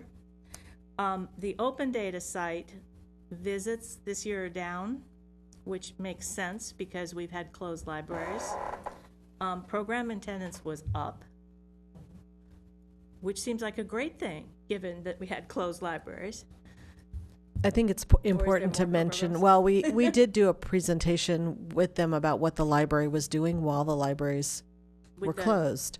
So a number of the things were, for example, pop-up story time, where we went to other businesses and did story time. And so not always necessarily in a library facility, but as a way to keep the library in people's minds and to find a way of serving them. Okay, and so would we say anything? You About could that, or certainly just- talk about that our program attendance is up. We're offering period. things that people like. Yeah. Okay, And we did not offer programs other than summer reading and story time until about 2011, 2012. okay. So, I mean, that's, they know that. They're excited by the makerspace and I mean, they have seen those things before. So, and they, Monday, we'll have a short presentation about War Comes Home, the Cal Humanities Grant, and our role as a partner in the city with that. So maybe notes on this page about some programs. Or Okay, you could and call then, them new program, New- new program. some- And maybe have a about- picture of one or two, I don't know.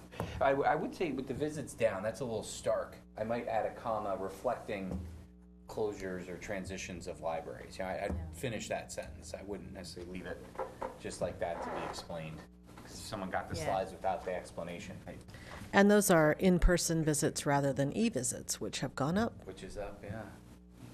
You know what I'm saying? okay, yeah, and e-use is up. Right. And we can put some percentage, with that.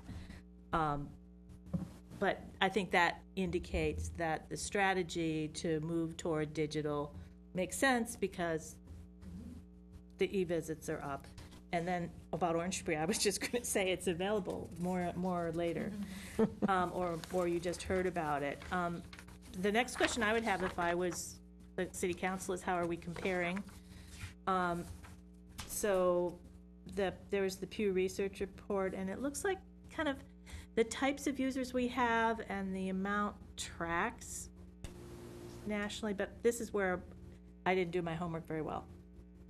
Okay, and we actually don't use Pew as a Okay. comparator.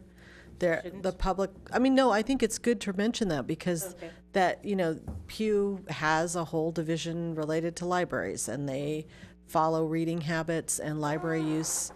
And that's really, I think, valuable, and we read the reports. We don't compare ourselves to the data to say, oh, how are we doing? Sometimes the data's made up. So not Pew, but I'm saying what the libraries have reported. I mean, I know that sounds ridiculous, but some things are guesstimates. So we do look at like the Public Library Association data. Our state feeds into that, but our comparison by far is the California State Library statistical data. And they group us by the size of population that we serve. So we are compared to like libraries based on the population of our jurisdiction, and that gives us a better chance of comparing apples to apples. Okay, so that's and that's basically, so I said specific city benchmarks as a question, do you have them? No, you're looking at the California. Well, we look at California state numbers, and if you look in our budget or the SEA report, the service efforts and accomplishments that the auditor's office puts out every year, there's a whole chapter about the library, and it does compare us to our peers, mostly in the Bay Area. But then it's not by population; it's just by Bay Area libraries. So should we say something like that? I mean, is this worth Sure. doing? How do we compare? Because I think the other thing, like I at one point looking at the open data stuff and some of the some other things, it appears that if you look at satisfaction with quality of life in Palo Alto, and then you look at satisfaction with the library, the library's coming out about a little bit lower, but not a lot. No, I mean, Yeah, Bob so- makes a so- good point that we're often one of the highest rated city services, and that in comparison with other jurisdictions, we do quite well. Budget numbers are, the budgets allocated are not the same, and certainly, Santa Clara City has 2 libraries. Sunnyvale has 1. The amount of service that we provide with 5 library branches, no other city would be doing that. Right. The closest is Berkeley.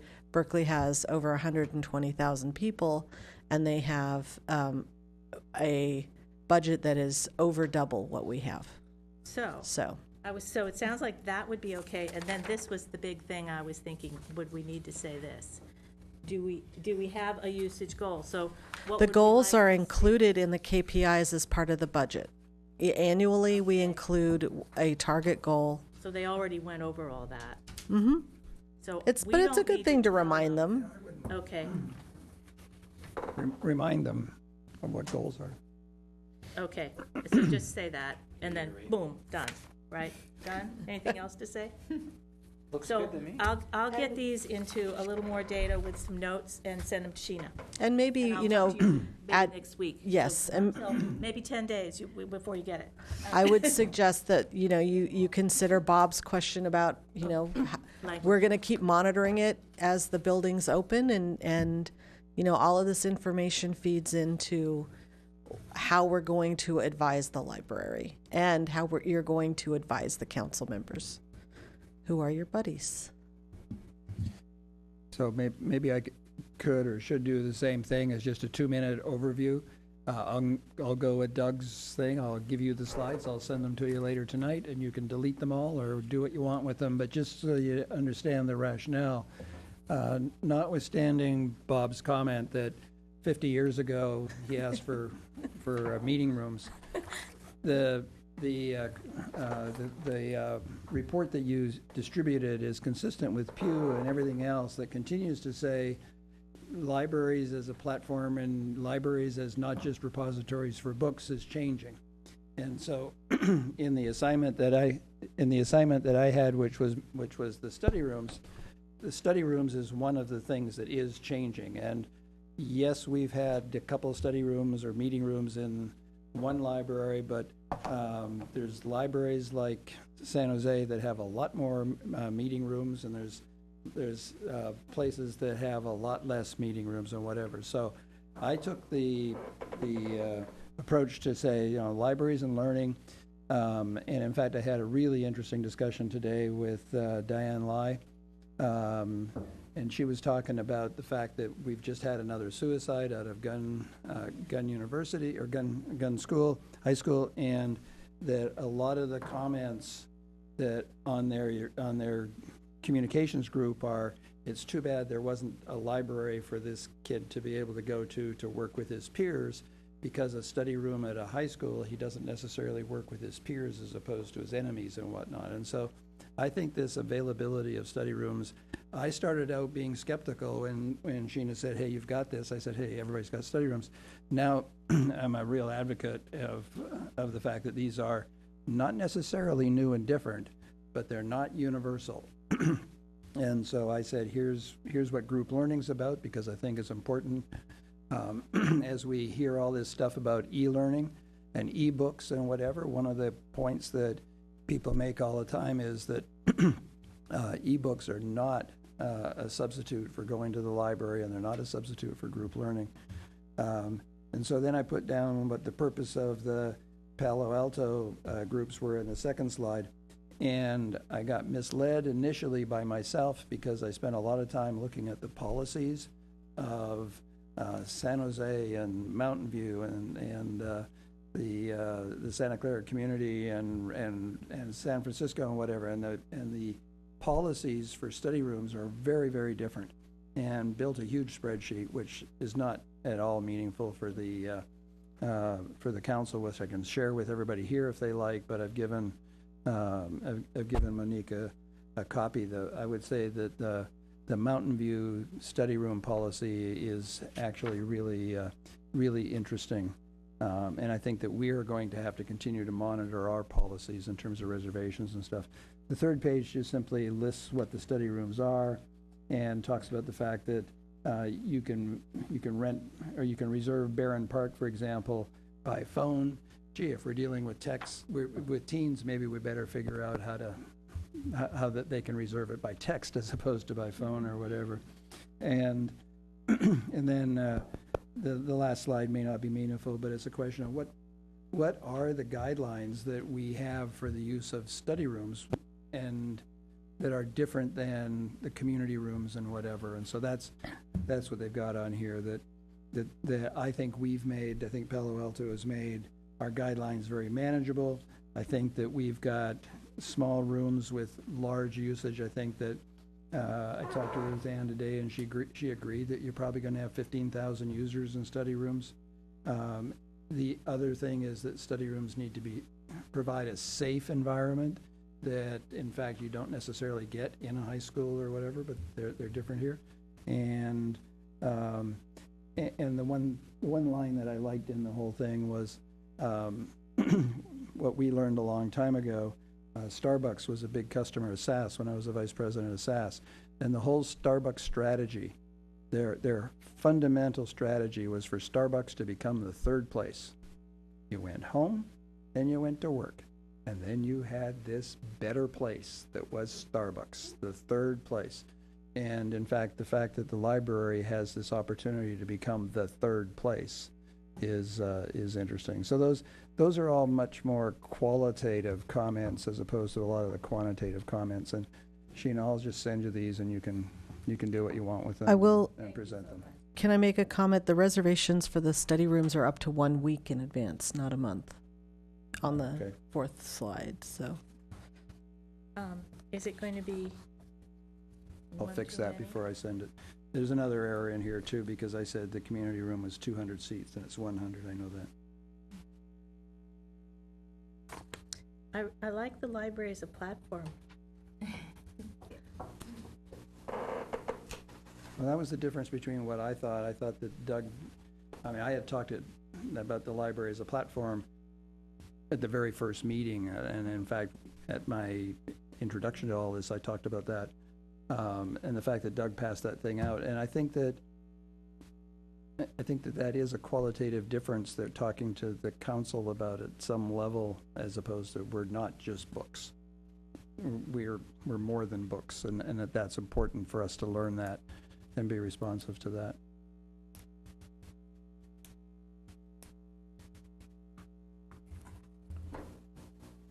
Okay, thank you so much. Okay, so you will give me your slides tonight, or? Yep, I'll send them tonight. I will email you. You will email me? Okay. Okay, so let's move on. So I will insert your slides, and thank you very much for your hard work. And I'll insert your slide. And do you want this slide? Because for this slide, because I talked about the goals, and I think two of the ways to reach the goal is related to staff and facilities. And we talked about our staff. Their role would be different. They would not sit there and answer questions. They would be more aggressive to the community. And actually, we've done that already. They had like a story time. I remember they had story time at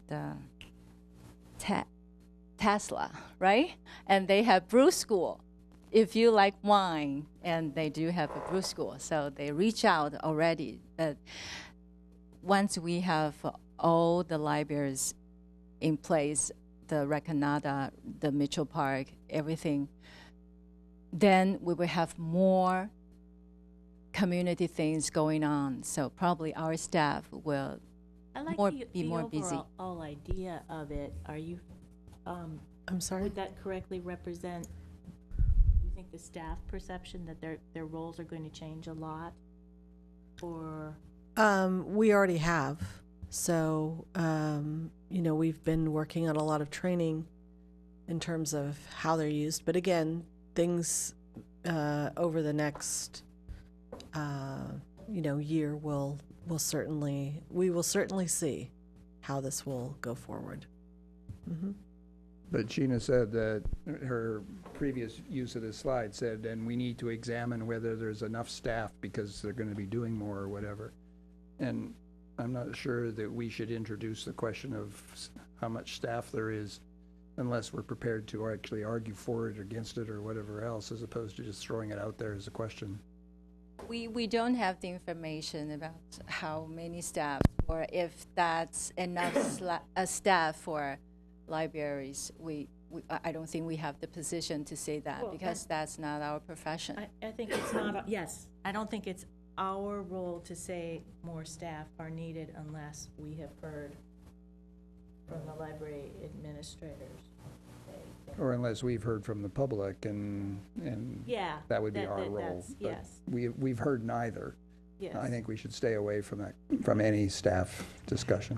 And I think a more general way of putting it would be that once both Mitchell Park and Renconada are open and people have had some time getting accustomed to them and using them, we will then see whether we think we need more assets. And assets can be a number of things. Staff can be one thing, getting more books in more quickly is going to be another thing, but just, we want to be able to react to the way that people respond to these new facilities and the things that we see that they are asking for that we can't provide with our current assets.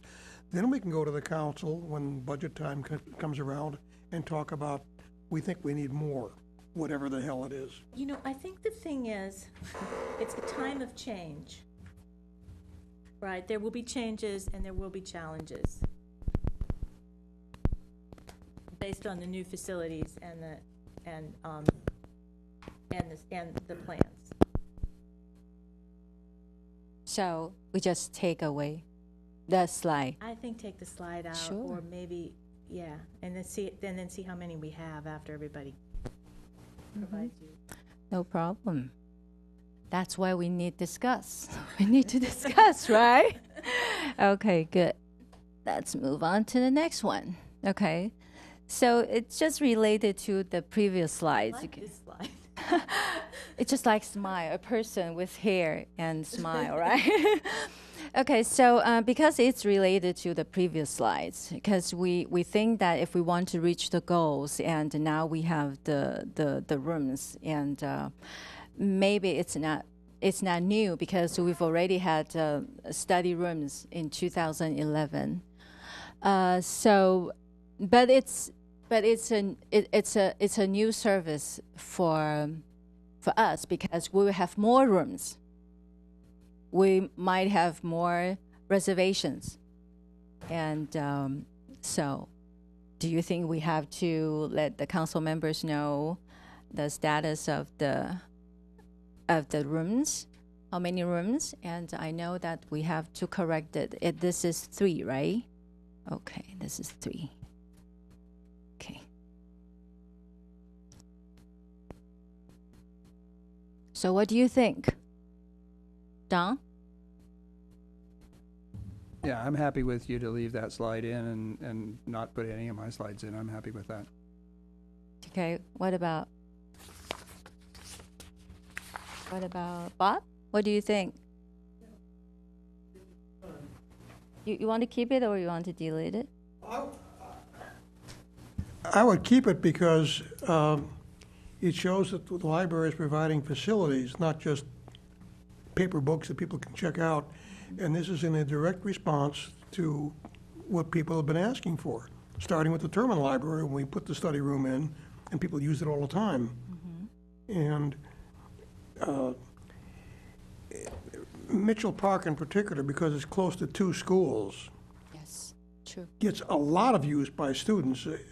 If you ever went to the old library about 3:30 on a school day, you could hardly walk because the students would come in and they'd cover every inch. They were really using it, and there were no rooms for them to go and study in or to meet in. Now we have them, and as the new library gets used and the students get more accustomed to it, we're going to see how important those facilities are. Okay. So maybe we can illustrate a little, like how many in Mitchell Park, how many in Recanata, how many in downtown, something like that. Not just study room 10. That's like in Don's slides, right? Right, but I think Shannon's got 2 or 3 slides on study rooms. Oh, after this? Yeah, that's, okay. So we can put in more details, and of course we can use Don's slides as well, because we want council members to know we have 10 study rooms, and where are they?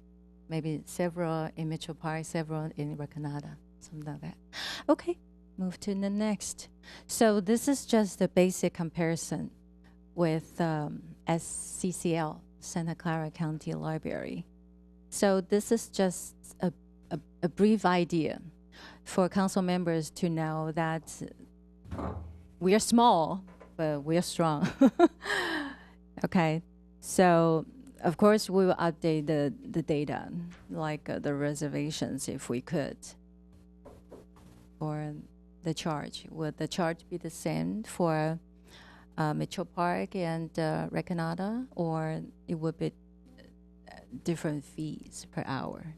Probably we can update that. So do you want to keep the slides to, yes? Is San Jose in the Santa Clara County Library? No, it's separate. Because San Jose has 72 study rooms. And I realize San Jose is a lot larger, but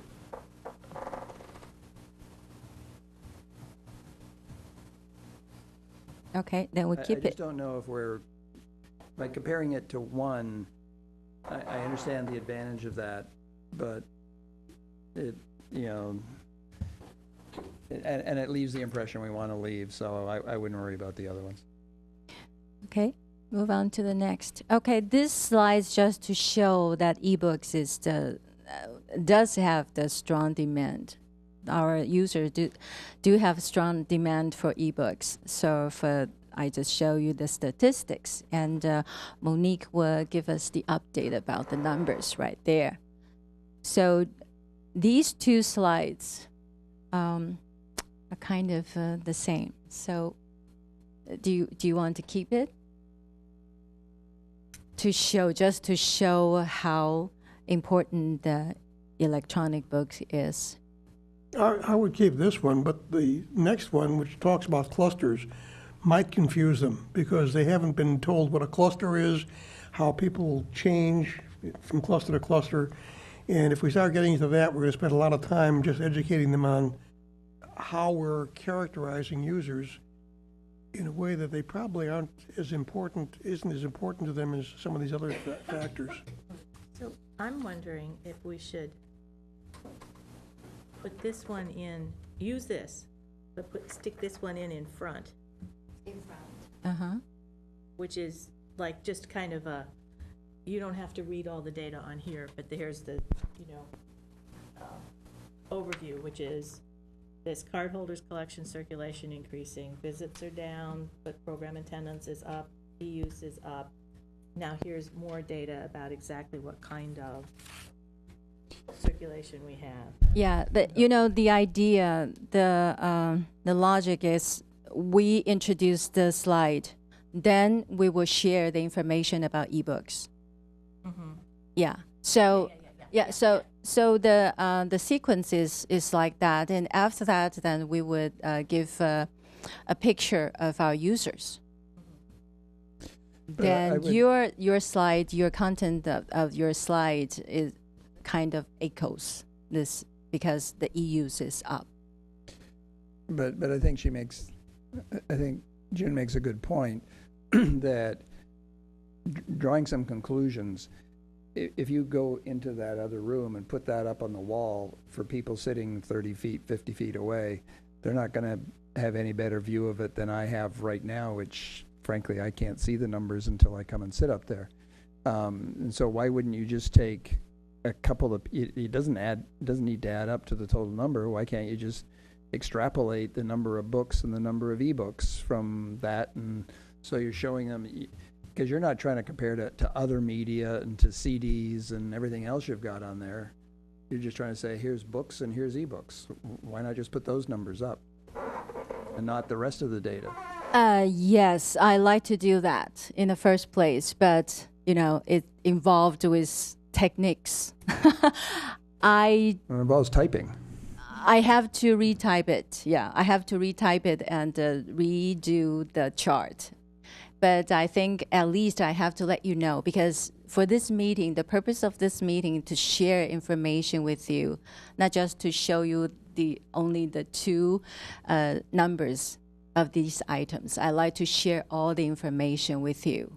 So With us or with the council? No. I'm talking about when I was doing these slides. First, I like to share information with all the commissioners. Then we will focus on the data, on the numbers. And if you think that we should focus on these two numbers, then we can retype or we can rebuild the chart based on the numbers right here. Okay, but this is just to give you a picture. I would suggest we have 3 data points: books, ebooks, and visits, because visits also tell people how the library is being used. And Visits. yeah, That, I think June had referred to, visits down 18%. right. And that's a data point that where we compare with other libraries, and we're quite high. But we must use the same period Correct. results, right? So Right. if June's data is visits down 18%, is that within the period, the fiscal year period, or it's Well, I don't know where this data is from. it's from? Mine were from the open data report, so that's as of June 2014, I understand. Right, and this is the same thing. This data is what is fed into the open data site. Okay, so so that's what I was saying originally, like, this is is an additional detailed view of some of what was here, except visits aren't on, or visits? No, Checkouts are on here, not visits. Can I make a suggestion that, June, you take that slide that is up there, you subset it into the 2 or 3 pieces of information that we've agreed is useful, and give it back, and then we use that in here as part of the usage, as opposed to presenting it the way it is up there?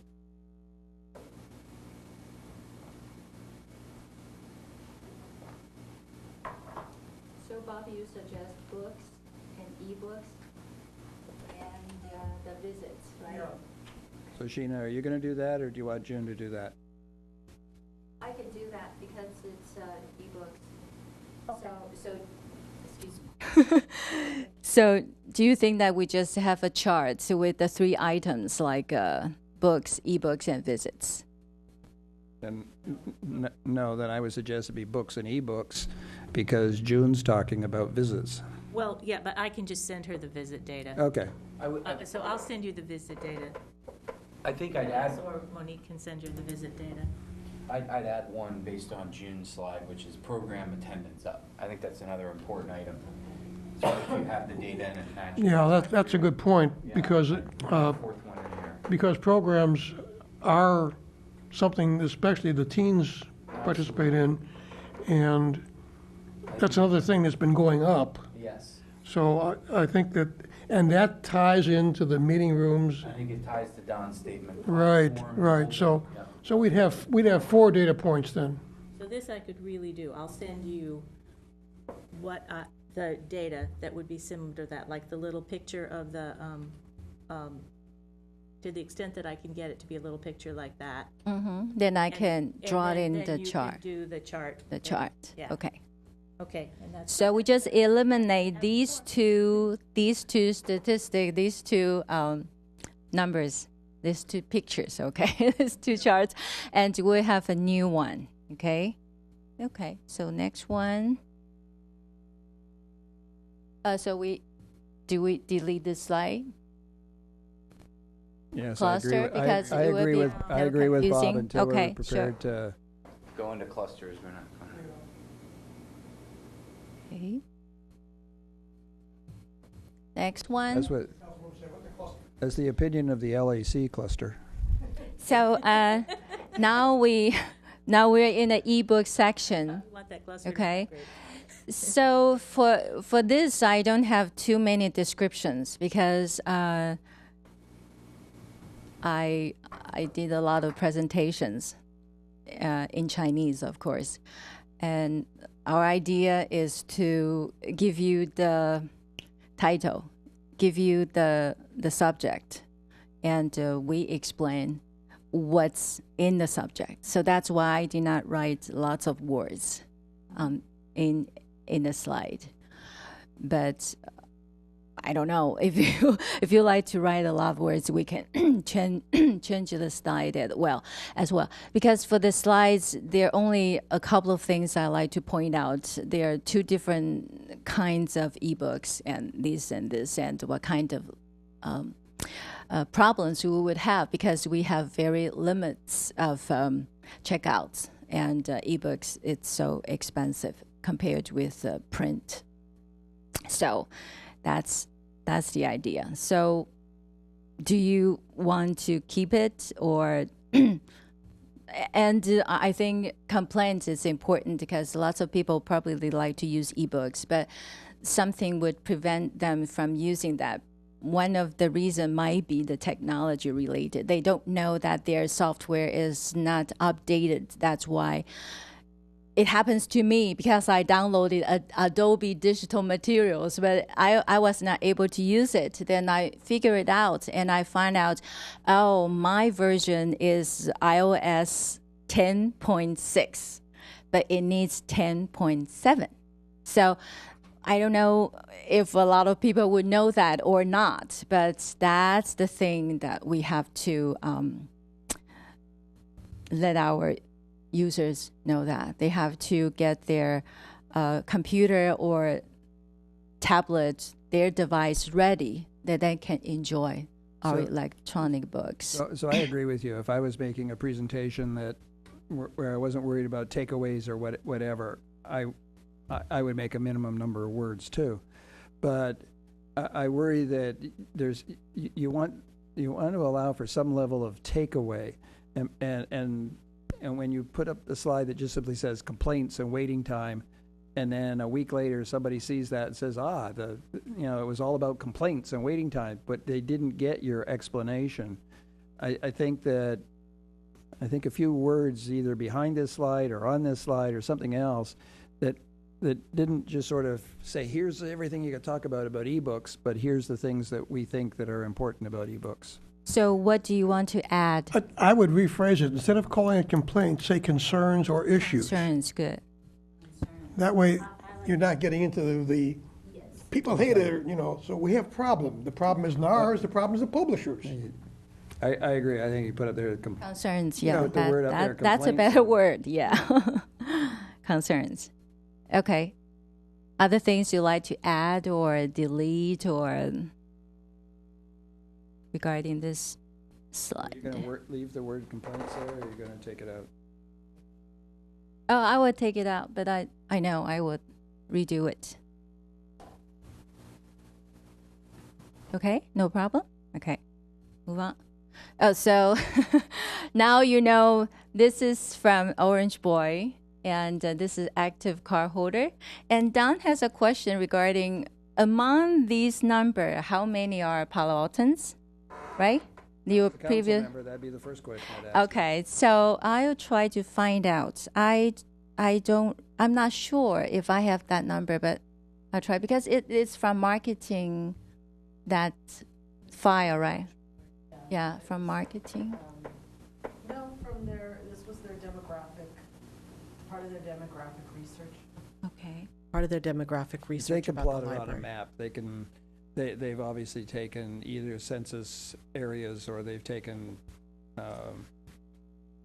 Right, they have done, zip code data and plotted it. So they have the data. They could answer your question. If we can't figure out how many are in Palo Alto, I wouldn't show that slide. Because the council member's gonna say, are you kidding me? We're servicing, our library's been used by people all over the place. Is this good news or bad news or? Right, and that's one of the questions I have about what the takeaway or what the title or the point is of bringing it up. You know, it does raise a lot of questions, and I don't know where we'd want to go with that, or we just want to make sure council's aware that this isn't something they've been aware of before. You know, I think at some level it probably reflects that we have a lot of jobs in Palo Alto, and there are a lot of commuters, and they're probably at downtown. What is it? I'm not sure that's really imperative or pertinent to our overall presentation at the moment. Yeah. You know, the other question would be, if they're not visiting Palo Alto to use the library, are they using ebooks? And is that costing Palo Alto money? Right. I'm not sure we want to delve into that quite yet. I agree with Doug. Get rid of that slide. Yeah. So we just delete this slide? You know, I think what you brought up, Sheena, which I didn't have in mind when I sent you the draft, is the overall number of active cardholders, which gives you a big picture. I don't know if there's a trend there that it's been up. I didn't see. Yeah. Cardholders are Cardholders, increasing. So maybe we want to make that's that the thing. point. You know, have some overall perspective of how many, and it's been growing up. That was one of those charts, right in the, Card- or in the dashboard. Cards expire after a certain amount of time. So active card holders, Active cardholders. every 3 years, whether you're active or not, you have to renew your card. So, on the city key performance indicators, they're tracking number of cardholders, they're tracking number of active cardholders? That's the city performance and operating performance indicators, you know, where It's the number, it's the number of registered cardholders.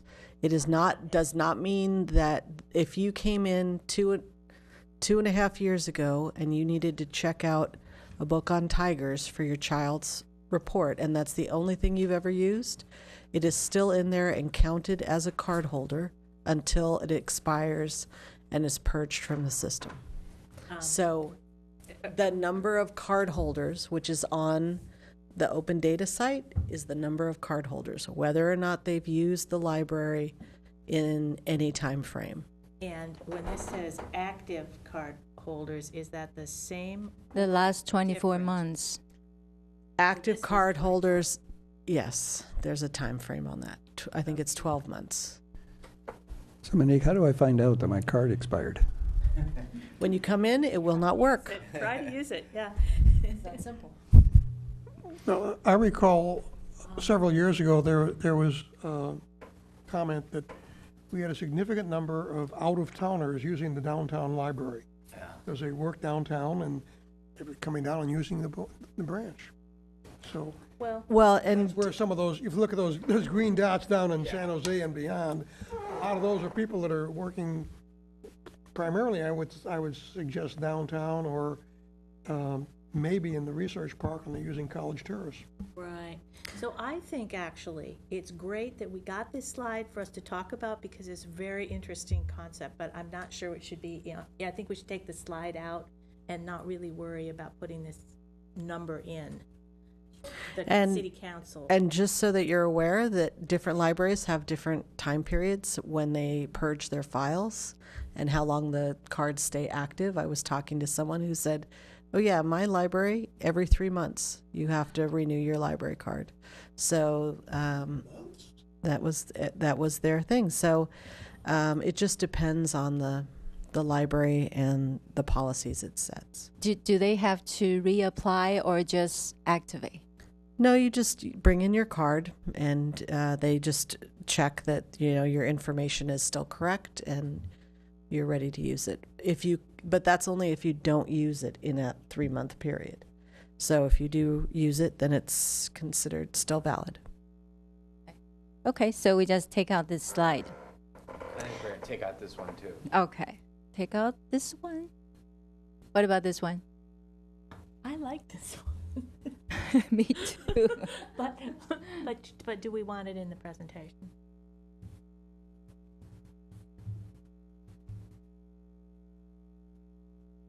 We only I have like so it. much time. I know, but I like it. Probably we don't have you a enough copy. time. Probably we don't have enough time for that, even though it's good. It kind of goes without saying that going to expect, well, I don't know. Why don't you, you could decide, Sheena, after you see how many slides you have and where it fits. Okay. Okay. Do we want this slide? How the Palo Alto City Library are used? Because it's Orangebury and it's just a week, I think it's confusing. Confusing. Okay. So we just take out this slide. Okay. So That's what we're, so these, we don't need that either, right? These two, okay. There you go.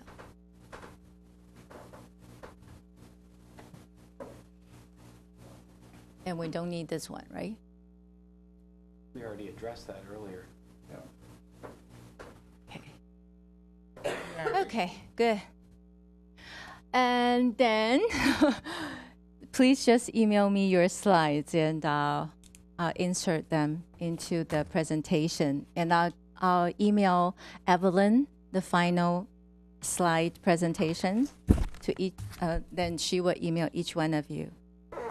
And I hope everything could be done by, is it possible that we can finish it by next week or, so I'm gonna email your thing. I'll spend some time on the weekend and I'll get it to you Monday. wonderful. Thank you. This is, I think, findable. Maybe I'll copy you. And you can say, oh, she's dreaming, that's not right, and fix it. Or tell me. Yeah. But I think it'll be, I'll take it from that open data site, so I think it's probably a fine. Okay. Okay. And is there a We're only deadline talking to about this page. get it to the city graphics for formatting? No, I do that. You do that. There's no graphics Oh, department. the formatting. Putting it into a template. Yeah, we have a template, so, I need to have it. We don't need to, like I said, don't need to distribute the PowerPoint with the city manager's report, the CMR. We just need to have and it's usually better just to have the slides at places as a handout. So they will have a handout to follow along and make notes. So, Yeah, is so the that's why I like to finish everything date? next week. December 9th? December 8th is the meeting. You are one of 2 study sessions that evening. So I will let you know as soon as I know what time we will be beginning. Right now you're scheduled as the first study session. So they may arbitrarily impose a shorter time. The mayor may say this meeting is going too long. They may change their mind entirely. So we need to be prepared for that as well. But yeah, no, there's no folks who work on that. It's up to the staff who figure it out. So you will help us finish the slide presentation as the city would need it, right? So Yes, when you're done, email it to me. We're going to send it to the production department. That's right. Yes. Looking at it. Okay. Actually, we have some very talented staff who do all the graphics work, though it's not necessarily in their job description. So do we need an action for this? No, you've already decided how you're going to do this. It's So mostly just discussion. Discussion, Yeah. okay. So any more questions? Do we need to worry about, are you going to present the whole thing? Are we going to present it pieces, or what? Do we need to discuss that now, or do you I want to think- wait until you see what it looks like, or? I think when I finish the slides, we'll see, okay? Because probably some of you like to present your own ideas, but we have to look at the time because the time is so limited. Okay, we'll see. Any more questions? Okay, so, yes. Yeah, I'm just going to verify, are we scheduled for a December meeting? Because, Yes, December 8th. okay. Now we are the first. There are 2 study sessions. There are 2 study sessions that evening, and as I mentioned, that You know, if upon review it looks like the meeting might go too long, you know very well that that could then get pushed off to another date. Yeah, that's what I was wondering about. And so, right now it's 6 PM, is that right? That would be our next meeting as a group would be at the study session No. Yeah. in council chambers. Yes. We know the time now? Generally, they are the hour before the council begins, but I said there are two, so I don't know how long the second is going to last. So we'll find out. Tentatively say 6 p.m., but But Monique will keep us update, right? Yep. Thank you. Evelyn. Evelyn, thank you, Evelyn. Okay, so, more questions? And we'll make sure that Monique knows that she's. Okay, so let's move on. Other reports. Yeah. Commissioner reports and questions? Do you have any reports or questions? I have a question. Maybe not for now. We don't need to spend much more time, but for the agenda later, we're going to have a new council forming, I guess, in January. Mm-hmm. I don't know at what point we'd look at our buddies and replace them, but I just wanted to bring that up because I thought of it. Yeah, it's not something we normally do. I think we generally wait until we know who is appointed as the liaison, because that person doesn't normally have a buddy necessarily, but then we'll go forward and you guys can pick. Any comments and announcements? I did want to announce that we did the open Mitchell Park Library today. It was a soft opening designed to allow us to test systems and practice with the service. So we will be following the regular posted hours. Next Tuesday is a holiday, Veterans Day, so all libraries will be closed, as well as on Thursday, all libraries will be closed for a staff training. So, we wanted to have Mitchell Park open as soon as we possibly could. And so the library is open. Ada's Cafe will open sometime soon. They're training their staff and working on, food prep and all of that. And the Community Services Reception Office is open Monday through Fridays. So we're very excited. I think, the community members who were dragged in today by the staff, one person would walk in and 10 people would be around them saying, "Can I help you?" So I think a few people were a little frightened, but they're practicing and getting ready for the December 6th grand opening. Yeah, I would say I spent substantial time this afternoon there, and the staff enthusiasm as well as the physical building itself were just spectacular. And Doug, to your comment about changing roles and whatnot, these were people that were outgoing and standing outside and inviting people in, and if you were inside, they were willing to talk about anything. It was great. So congratulations, Monique. Yeah, I offered to take my wife down this afternoon when I got the message that it was open, and she said no, she's going to wait until tomorrow morning when we're out shopping anyway, so she'll have her chance at it tomorrow. And I think soon the situation will be reversed. 10 people asked one librarian about Yes. questions. That's a good point. Okay, so any more comments? Oh, just a question. So in terms of the grand opening, I guess we'll hear more, or is there anything we need to do, or what, in terms of the ceremony? If there's a ceremony, I don't know what's exactly planned or. Yeah, you'll get some information coming up, just probably around 11 o'clock, 11:45. I'm not exactly sure. 11. We'll do a ceremony. There's not anything that you need to do but attend, and we're trying to make that as short as possible so that people can get in the library, and if it's raining, that people can get inside somewhere. So it won't be a surprise necessarily, but it will be a nice opportunity to celebrate with the community and with everyone who helped. So, but yeah, hold December 6th. And as far as I know, that they've already prepared the mailing list, and they will mail out the invitation. Yeah, you will receive So you would an know. invitation in the mail that will be coming soon. The actual snail mail. All right. That invitation card is really We awesome. did get some sort of email notification, was that? You got to save, Evelyn, or was that Save the date. Right. Yeah. Yes, but you will get the invitation card, yes, by the mail, yes. And And based also- on an introduction by Sheena, I've actually talked to the people who are organizing it, and there's all sorts of opportunities to volunteer to do something there if you want.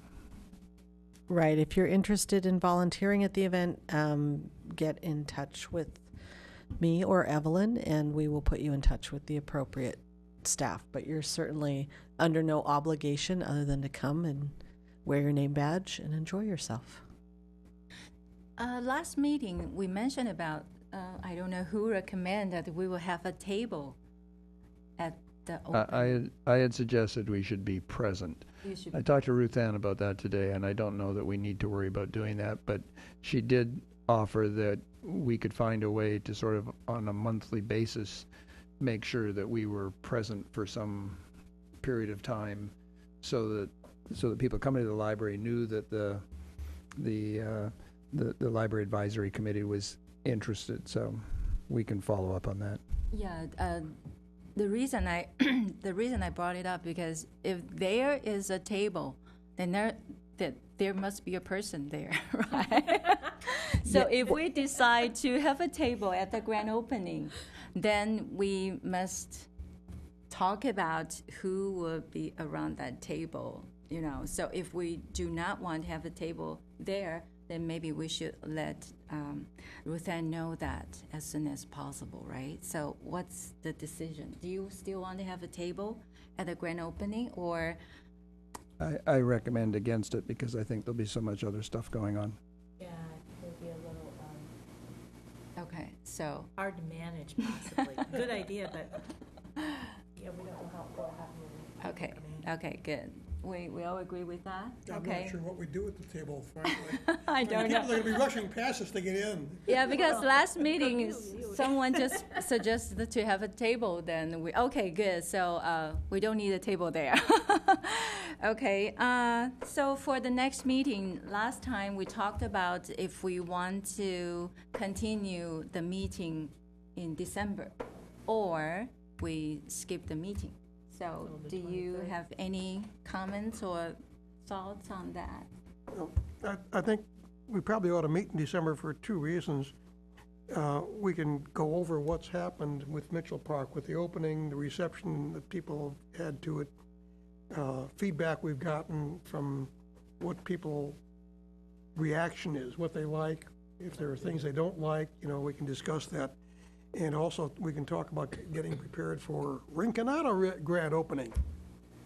Which is gonna happen, I believe, in January. No, we're looking at a date in February. The soft opening for Rinconada, we believe, will be in late December. Late And December, it'll okay. be similar to the process that we're doing with Mitchell Park. Okay, then we can talk about the soft opening for Rinconada in December and get ready for that, having learned something from the Mitchell Park opening. Yeah, what? Go ahead. I'm not gonna say anything really important. I'm going to say something very important. No, I was just going to suggest we'll have feedback from council by then too, right? Yeah, So we that's could, what I was wasn't important.